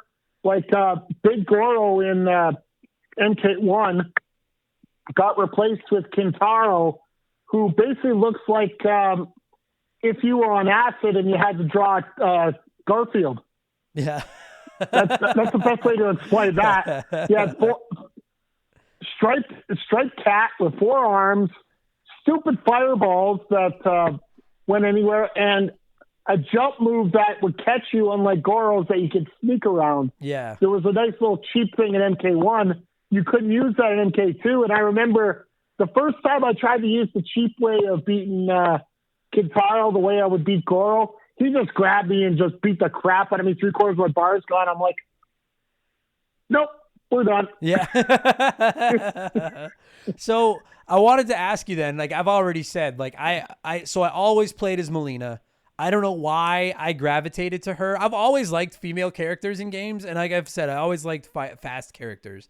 And Melina was so quick. And I just always liked her. But I got to be honest with you, like my favorite character in the game is Johnny Cage. Because like Johnny Cage reminds me of The Miz. Like I know he didn't back when I was a kid, but he does now. Like The Miz would play a great Johnny Cage in a movie. Oh, absolutely. Like I've always liked the idea that you've got like all these like crazy beast mutant fighters that are just dangerous and everything, that are fucking wild. And then there's just this like good looking like Hollywood actor who's like, hey, what's going on? I have a million. You don't even have any teeth. Look at I have $1 million smile. Do you have favorites? Like, is there someone you like or hate or anything in the lineup here? In terms of character wise, I love the storyline between Scorpion and Sub-Zero, because if you didn't know, this isn't actually the same Sub-Zero technically that was in Mortal Kombat 1. Storyline wise, Sub-Zero got killed by Scorpion as revenge for beating up his family. So his younger brother, Bihan, is now, or Kuai Liang, sorry. Bihan was the older brother. He comes back as a different fighter, but that's another game for another day. Sub-Zero becomes Kuai Liang, who's trying to find Scorpion to get revenge, the same way that Scorpion was trying to find revenge on Bi-Han in the last game. Okay. It was a nice dynamic. It's a little confusing, but let's just say the reboot does it a lot better than the original, of course. Sure. I love that. I also loved the opportunity for hidden characters. And one of the biggest stories, and I remember this was an arcade classic. The fact that when you boot up the computer, there's a little code that comes up on the screen when you do your diagnostics, and it's called error macros, or ERMAC for short. Okay. Everybody swore up and down, left, right, and center that ERMAC was a character. Oh. He was a hidden character that everybody was trying to find. They would do so many crazy things because you ended up having a character like Jade, who is a hidden character that you can find just by, I believe it's you got to do something special at the pit, or you're in the forest and you have to hit your uppercut exactly at a special time, or like how the fuck do people find this stuff? How? That's exactly it. You have to. It's trial and error. Oh my god, That's why I have so much respect for those guys that do these strategy guides. Oh yeah. Think of them like you. I was actually listening to the interview earlier today you had, and simply put, how are they supposed to know? Yeah. Like they have to, like, you can understand with adventure games, like, hell, even trying to do a game like Metroid Dread, like we got right now, that would be okay. But trying to do a fighting game where it's just randomly pushing buttons and hoping for the best, dude, and then you got to come up with a certain. You know what? Like sitting here right now as we talk about this game and thinking about it, you want to know the truth? I feel like I'm laying on like a therapist's couch right now, like confessing things, but I feel like you can chalk up my aversion to fighting games to playing Mortal Kombat 2 as a child. The more I think about it, because I remember liking this game. I don't remember rage quitting, but I do remember just getting so frustrated with the idea that I was like, am I just like every other video game I've played, like, or not every other one, but like your Marios and your Zeldas and your Mario Karts and your Donkey Kongs and your Final Fantasies and all these other games. I'm like, I get them. Like I sit down and play them for a while and then I figure them out and then I play them until I get really good. And I never could with Mortal Kombat. And a big part of that was because I was like, I cannot figure out how to do stuff like friendships and babalities and fatalities and stuff. And I feel like maybe that's part of the reason I just got out of playing fighting games altogether, was because I was like, for whatever reason, this just does. I'm that type of person. If something doesn't make sense to me fast, 99% of the time, I give up on it. Like I almost failed science my entire way through school. And like I'm not a great student, but I would consider myself average intelligence. And like math and English, I got right away. So those were easy for me. I never understood science. And so I just stopped listening and stopped caring. And it was kind of the same with this game. I was like, I just don't get it. And it's like, and like you mentioning this right now, there's hidden characters that all these like great players do and everything they can do to try to figure out how the fuck to get them. And it's like, you just have to do an uppercut at the exact right place at the right time.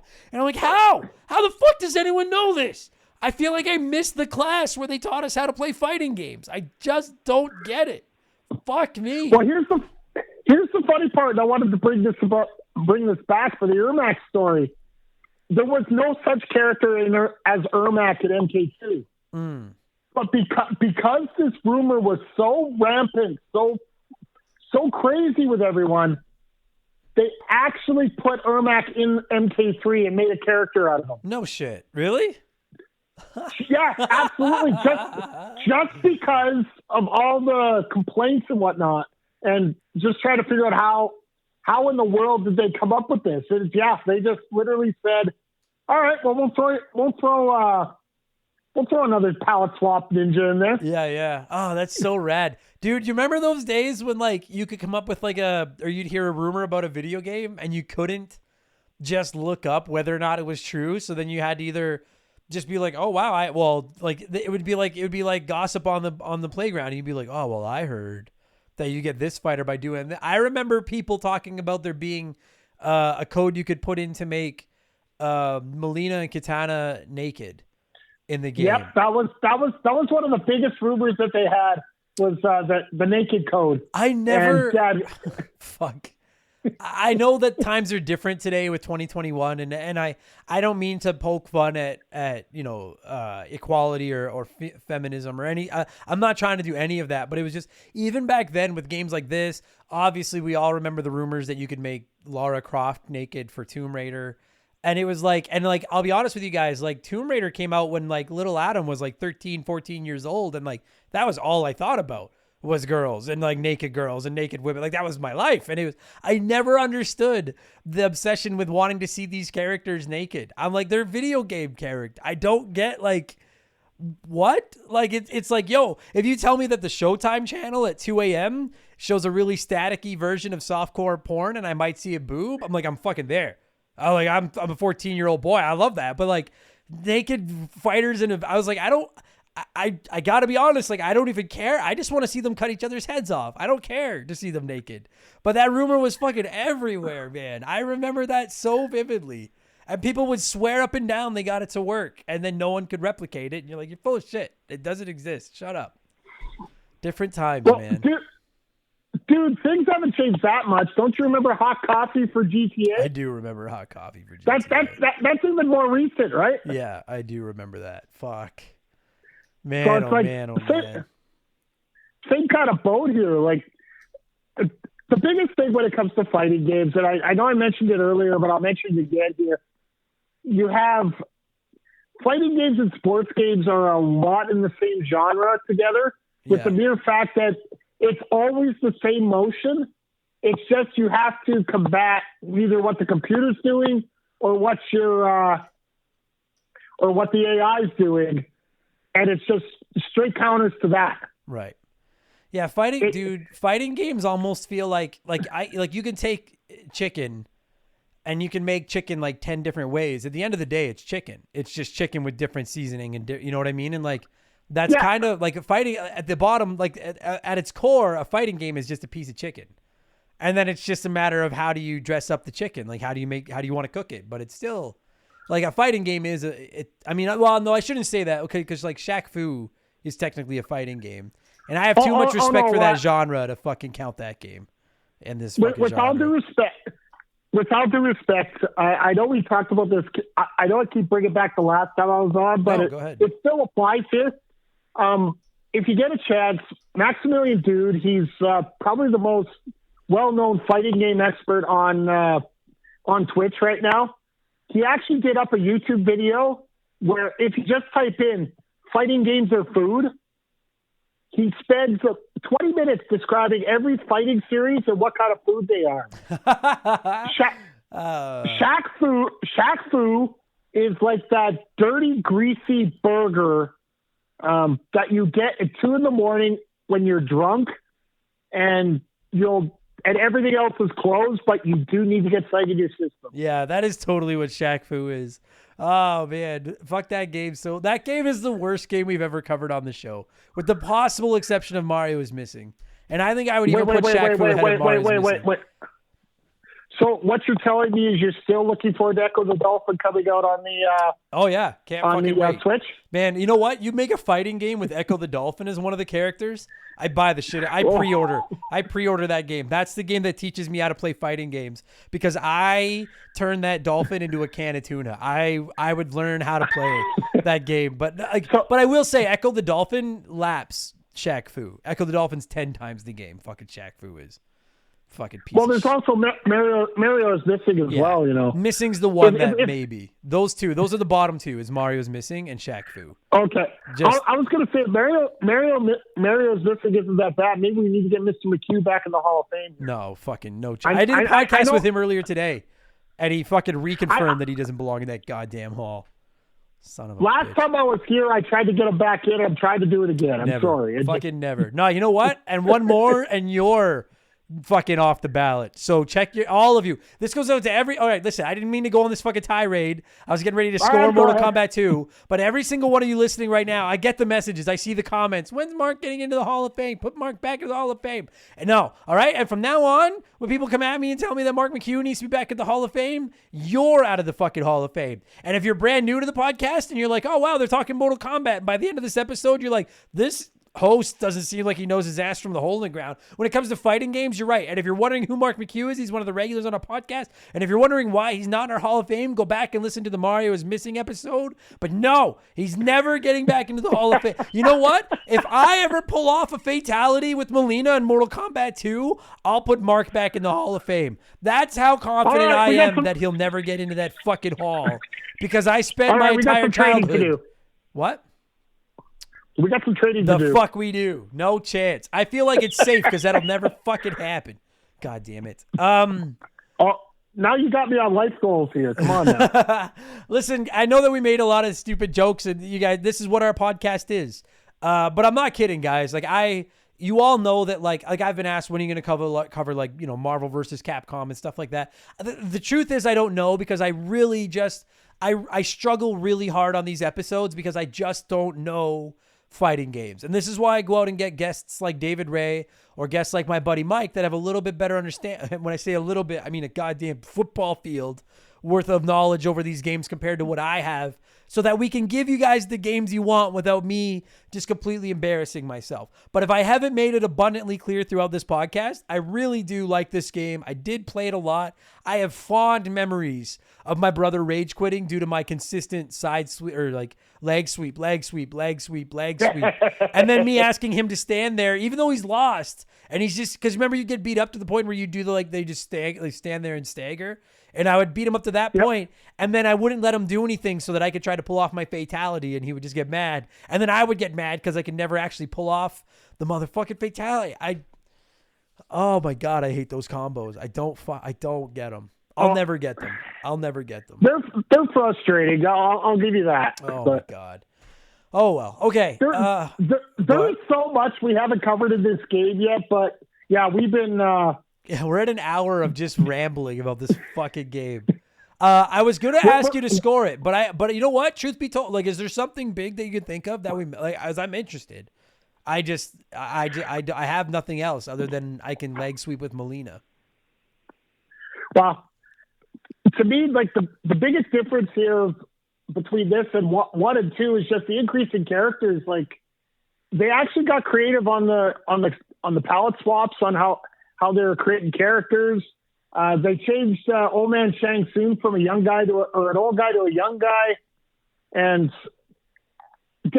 did you ever get a chance, if you were playing this, to get to Shao Kahn? I did. Yeah, that was like the final boss, right? That is the cheapest. I'm sorry, there's one per episode for me. Cheapest motherfucker that I've ever dealt with. Yes. Like, seriously. One hit with a hammer and you're dead. I never beat him. One shoulder block and you're dead. Yeah, I never beat him, ever. I was never able to beat him. The last time I faced him, it was about 2.5 hours of boss rage at its finest. That's my God. Non-stop fight. That's the problem. That's the problem with fighting games. Once you get stuck somewhere, it's not like you can go around like in an RPG and go farm something to build yourself back up. No, you're just back in the same fight again. Yeah.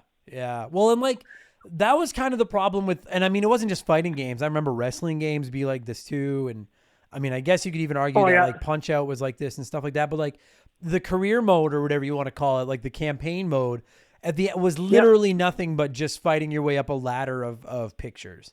Like that's all it was. And like, I mean, I guess I don't know what I expected. It didn't seem like that big a deal back then because it was just like, well, that's just what you do in these games. That's all it is. But you look back at it now and it's like, this is like you put 95% of your development time into like the way the game looks and feels and plays. And then 2 weeks before it shipped, you were like, okay, well, we need a single player mode for those losers like Adam Blank that aren't going to have any friends to play it with. And they were like, let's just make them fight all the other, like just fight up this ladder. And you're right. There was no way to like level up or like if you lost, it was just, well, keep practicing, you know. And I only ever got get good. Yeah, get good. I never beat him ever. No, I think I think I did it once, and that was literally because I was the cheapest MFer on the planet. I just did your turbo move across the screen. Yeah, pretty much. and as soon as I got the lead, run like hell and hope that clock runs out. Yeah. Like I get that. I get that he's supposed to be the toughest guy in the game. He's the boss. But yeah, fucking just cheap garbage. You're right though. They did expand. Like I never played the original Mortal Kombat, but in the preparation for this podcast, I did see that they expanded the roster, and to me that makes sense. It's just like Street Fighter to Street Fighter 2. Like the first game is just them being like, hey, let's see if anyone even cares. Like, let's see if anyone buys this. Like, does this work? And then when they see like, oh, okay, we sold enough copies to pay for a second copy, then it's like, all right, well now we'd better put some money. Like now we better try. If that makes sense. Like now we need to give them something that's worth their money. Well, they better have fixed it up because the way the storyline progressed, like I told you, in storyline they captured Sonya Blade. She was the only female in the game in one, so you damn well better expand that roster, get some more females in there. You're going to hear hell or high water about things going on, right? Right. And then they did by making two and making them the exact same. like making them look identical. And they're like, no, they're twin sisters, so it makes sense that they look identical. Oh, I see. One's actually a clone of the other, so. Yeah, dude, so getting ready for this, because I never beat the game as a kid. I never saw Melina. When Melina takes her mask off, she's horrifying. And I was like, oh. Yeah, she's basically a clone of Katana and a DNA of like the Tarkatans, like for what Baraka is. Yeah. And her and Baraka are like dating or something, aren't they? No, it's or who's she dating? She's basically just I don't think we get into the marriage styles of Mortal Kombat in this game yet. I could have swore that like when she beat the game, she was like, maybe I'm wrong. I thought that she was like with. I never beat the fucking game, so I don't know. Let's put it this way: each one of those endings is not canon except for one. So whatever. Right. Yeah. And all they were like a still screen or whatever. Like Liu Kang's ending's the only one that's truly canon. But dude, that's another thing here, and a lot of games didn't have this when you finished up. Every character had their own ending, even if it was a screen with some text. Sure. But their story was all their own, right? Yeah. It was enough to at least make you want to like, I mean, I played this a lot, but I always just played as the same character because I sucked. But like, if you were into this game and you were good at it, then obviously multiplayer is the bread and butter of fighting games, but it would give you a reason to play through that campaign mode or whatever you want to call it with every player just to see what they're like. I think of Twisted Metal this way. I'm a huge Twisted Metal fan, and Twisted Metal is the exact same thing. It's a tournament, but it's to kill each other, but the winner of the tournament gets whatever they want. And you would play through the game with every character, like Twisted Metal Black, just to see what each character got if they won. And so like it adds some depth just to see those end clips for every character if you're good enough to beat it. Yeah, because remember, this game was on Nintendo, and they don't know anything about a trophy system. Yeah, isn't that the fucking truth? Dude, I got to be honest with you. Like, I'm shocked that this game got on the Super Nintendo. Like, and from what, and I am not throwing shade at Sega kids for this. I might be talking completely out of my ass. My understanding is that the Super Nintendo version of Mortal Kombat 2 is the preferred version over the Genesis one. Oh, yeah. Which is crazy to me because I always thought the Genesis would be way better. At this kind of stuff. But apparently Super Nintendo did this one better. Well, we talked about at the beginning of the show, it's all about the controller. Yeah. Yeah, that extra button, man, makes a big difference. Plus, I guess it had the shoulder buttons, too. Yeah, the fact that you had 6 buttons available is always a bonus there. Right. Yeah. It's funny because if you were to if I didn't know either anything about Street Fighter or this, and you showed me these two games, I would guess that Street Fighter was the Super Nintendo fighter, and Mortal Kombat was the Genesis fighter. Because the Mortal Kombat game looks like at a glance, Street Fighter looks cartoony and a little bit childish even, whereas Mortal Kombat looks really adult, mature, and badass. And that was kind of Sega's MO back in the day. Like, I'm floored that this game got onto the. I'm floored that this game got onto the Super Nintendo. So actually, I'm just doing a quick look. I know we're not about research here, but I did want to do a little bit of research because I thought the same thing. But the reason that all the blood and gore got into the Super Nintendo game is because of poor sales of Mortal Kombat 1 on the Super Nintendo. Because of the blood code and all that. Yeah, that which makes sense. Like, I mean, and I get that too. Like, I was so young that I played whatever my parents got me for Christmas or whatever. But like, if you had the budget to buy a game, like, and I think you could say this about Mortal Kombat even today. Why would you buy a Mortal Kombat game without the blood and guts? Like, it'd be like buying a Doom game without Doom. Like, that's what you're buying it for, right? Like, I don't. Yeah, exactly. You know, like, I'm sure it's a great fighter and all that, but you're buying it to see the fatalities and stuff. So that makes sense. I just like Nintendo. I feel like that just really shocks me because I feel like Nintendo would be like, well, then we don't want it. Whereas but I guess this was the console wars where they're like, well, we can't let Genesis have the only version of this on. You wanted everything at that point. Yeah. Oh, okay. That's. When it comes to the console wars, yeah. Before we score this, I swear none of the things I've said about the Genesis version were me trying to take shots at the Sega fans. This is off the Wikipedia page for Mortal Kombat 2. Here we go. Sega Saturn magazine was extremely disappointed with the final version of the Saturn port, calling it, quote, much worse than any of the versions seen on the cartridge format, end quote, as opposed to the vastly superior pre-release version they had reviewed 5 months earlier. So once again, Sega Saturn for the loss. Thank you all very much. If you're new to the podcast, I have a long running beef with the Sega Saturnians, and maybe someday I'll dedicate a whole episode to explaining where it came from. But and personally, guys, like I'm a Saturn sympathizer. To me, basically, it was just a bad deal that they got. So I mean, it was, but doesn't mean I'm not still gonna. You know what? Fucking, I hear about it when the Montreal Canadiens lose. I hear about it when Tampa Bay Rays lose. I hear about it when the Denver Broncos lose. I hear about it every time I mispronounce a fucking word. I hear about it when I suck at video games. I'm going to make sure you guys hear about it when I see it. I didn't even plan to read that. I was just on the Wikipedia page getting ready to wrap this up. And then I saw that and I was like, oh, bet your ass I'm reading that fucking comment on this podcast. Oh, that felt good. I could just imagine. Yep. Anyway. All right. Well, we're going to score this thing. I'm trying to think of what this, you know what? There's 12, originally 12 playable characters. So we're going to score it out of 12. So on a scale of 1 to 12, you're not counting you're not scoring the Sega Saturn version. Score one of the versions that works. What would you give Mortal Kombat 2, Mr. Mike the Ref? I would give it a 9. A 9 out of 12. It's a serviceable game. I would say try 2, try 3. 1 is really basic for you. But try the second generation as well. I'm gonna give it I'm gonna give it a 9 as well because it's like the one fighting game that Melina gets it 8 points, and then I'll give it an extra point for the fatalities in Johnny Cage, even though I can't do them.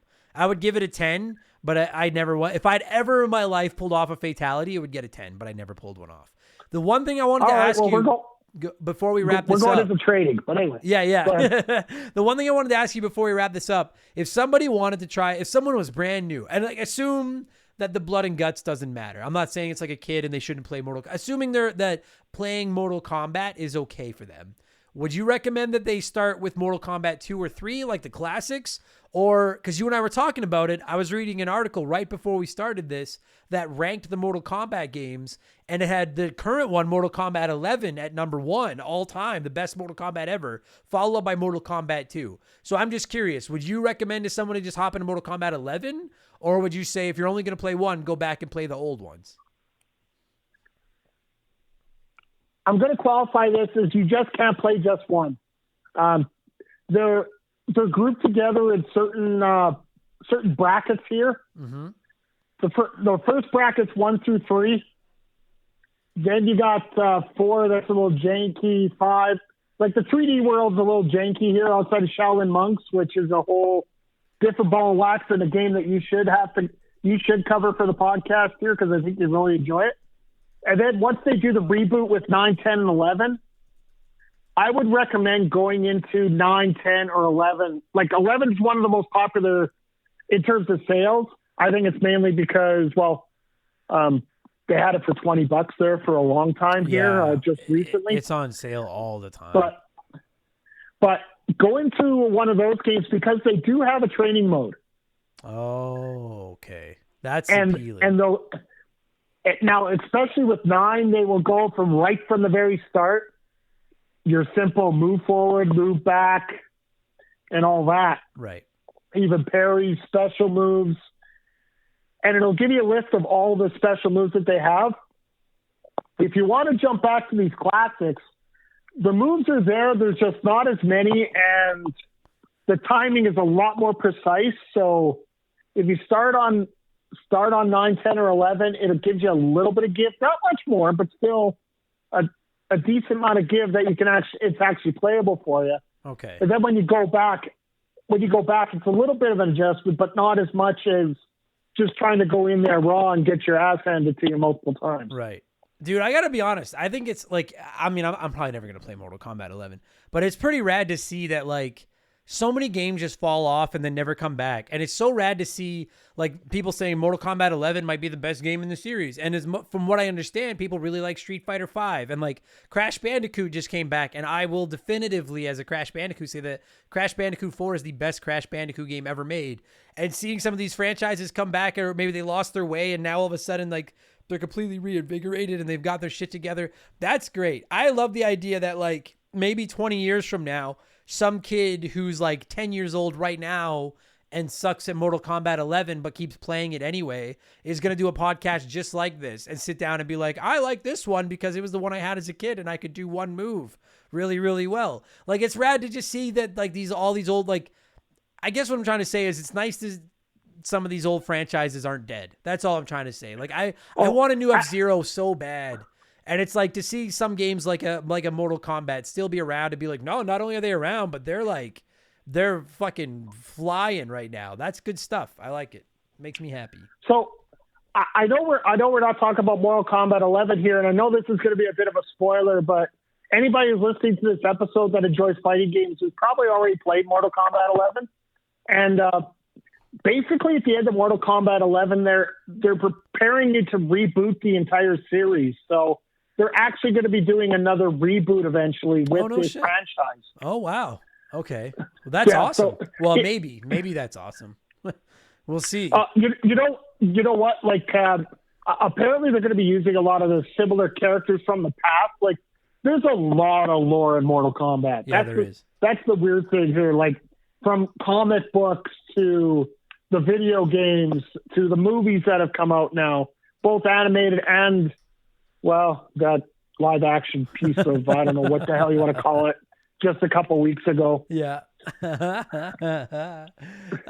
Fucking video game movies. Fucking, they're the bane of our fucking existence. Mike, this was fun, buddy. Thanks very much for coming back on the show, and thanks for carrying me through yet another podcast, man. I appreciate it very much. Before we sign this off, you're a busy guy. Where can people find your workings should they want to work or find your workings? Well, we just actually expanded because everything's been going so gangbusters. I work with Backbreaker Media. That's my parent group that I have. Because we cover both pro wrestling and video games, and the video game side has grown so much, we actually have opened a new brand called Backbreaker Gaming. So if you guys go on YouTube, we don't have enough subscribers to get the custom URL yet. We're working towards that. So hopefully here in the next couple of weeks we get that. Just look up Backbreaker Gaming on YouTube. You'll see a nice old guy giving a backbreaker to a guy and a nice logo and whatnot. Give us a sub. We show at least 4 different videos every week. And I'm on Twitch at least 3 days a week. MikeTheRef.live or twitch.tv/MikeTheRef. And that information. And no, sorry, go ahead. Sorry, that. No, by all means. I was just going to say I do watch alongs for AEW. I know that you've popped on a few times to watch those. I have. as well. I do a lot of play-alongs here, and when I find out this is going to get released, I'm actually going to throw a little bit of Mortal Kombat on the stream, so you guys get a bit of a feel. I'm trying to find if I can find some more of the original copies, and I'm really dying to get that Shaolin Monks. I really want you to do that. I want you to do that for a review of the show here. It is you would absolutely love it if you like to play MK2 just for the characters. The fact that Shaolin Monks was also like a beat 'em up RPG scrolling game, a puzzle game all in one. It wasn't just a fighting game. I think you would really enjoy it, and I think it's one of those games that you're gonna have to throw on here eventually. So. Yeah, that sounds cool. Oh fuck, I'm gonna have like I realize now as we're slowly creeping up on 200 episodes, I'm gonna have to throw just about every fucking video game ever on here eventually. Like I am gonna at some point I'm gonna run out, but that actually does sound kind of like my jam. So, you guys, I'm gonna make sure I have a note here too. I'm gonna make sure to have all of Mike's info in the description of this podcast as well. So if you want to find any of it, you can just check out the description. And I say this without, like, I've not been paid to say this or anything like that. Mike and Backbreaker Media are official friends of Remember the Game Industries. And, like, part of the reason we've grown so much is due to the consistent support that they have shown us. Like, they've been so fucking rad for us. So just show them a little bit of love. Toss them a sub over on the old YouTube box. Get them into those numbers. Check out their content. We all know, I know there's a ton of content creators that listen to this.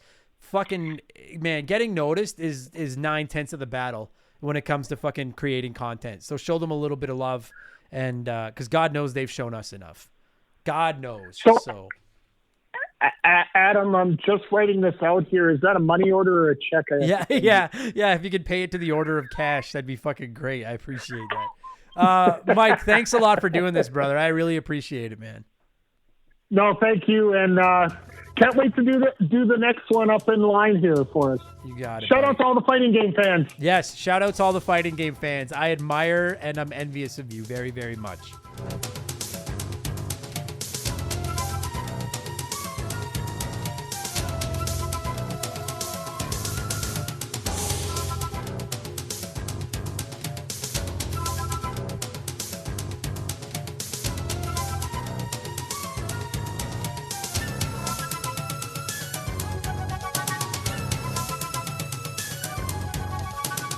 And that's going to do it for this week's episode. Mike, thank you so much for giving me a call and carrying my ass through a podcast about a fighting game by talking Mortal Kombat 2. And to every single one of you hot dogs out there listening right now, whether this is your first episode or your 172nd episode, thank you so much for the support. October was a record-shattering month for us. It was incredible, both as far as downloads go and Patreons. It feels like every month we're just crushing records from the past month. We're growing like a weed. I really appreciate it, and it wouldn't happen without all of your support, so thank you. If you like the show, leave us a good review somewhere if you could. Maybe that'd be cool. It would help us. Or throw us a couple bucks on Patreon. I'm offering so much value. It's ridiculous.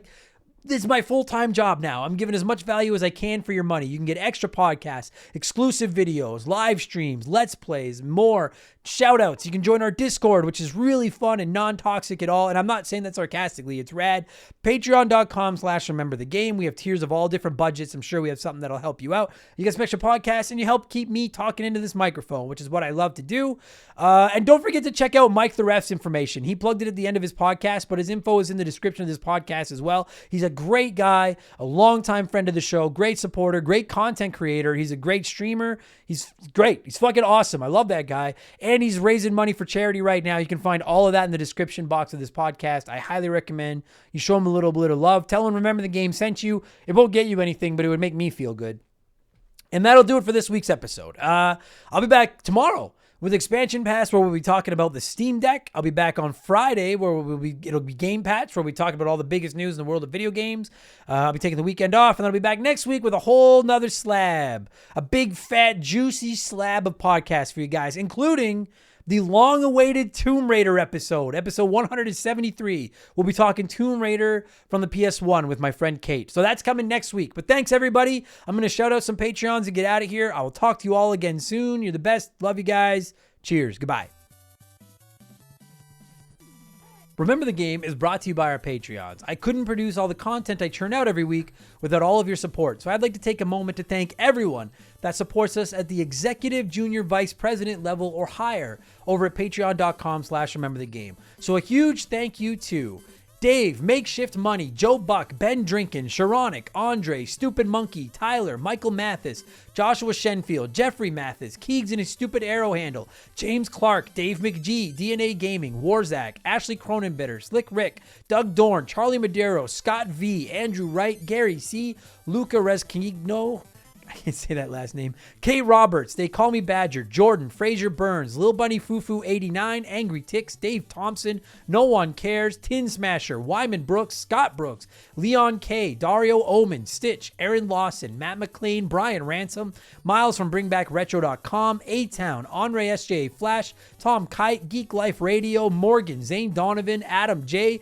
Ryan Kinchin, Mike Maloney, Christopher Russell, Very Cool Dude, Tim Rial, The Giraffe, G9 PSX, Tim L, David Schnatterer, Raging Demon, Poops Loomis, Dana Wucherall, That One Kid Nick, Mad Shibs, Mercury 869, Derek Jane, M Felf, Kfabe 5150, Wolfgang Darren, Seriously Ron P, Sam Wright, Andy Hudson, Good A, Dane, Chris Copland, Mandingo 2021, Doogie, Matt McLean, Pizza Power, Super Nintendo Dudes, Trevor Sevenoaks, Ryan McCowan, Paul Zoe, Wolf Magic 21, Johnny CCDC, Joe LeBlanc, Carmichael Nicholas, Squints, 10 Sparkster, Omega 88, Nathaniel Shelley, Explode Processing, Chaudy Lottie, Dan Wagner, Candido, S2 Von 5000, Jose E. Marco, Oprah's Iron Fist, Adam Ferrer, Russell Aldridge, Chris Dory, Classic Crusade, Astral Soul, Karth from KOTOR, Chance McCoy, Jeff Bergeron, Ian Watts, Joe Kirby, Captain N, Owen the Game Fur, Chuck Super Dave, Game Nomad Misi, Daniel, Asho Alpica,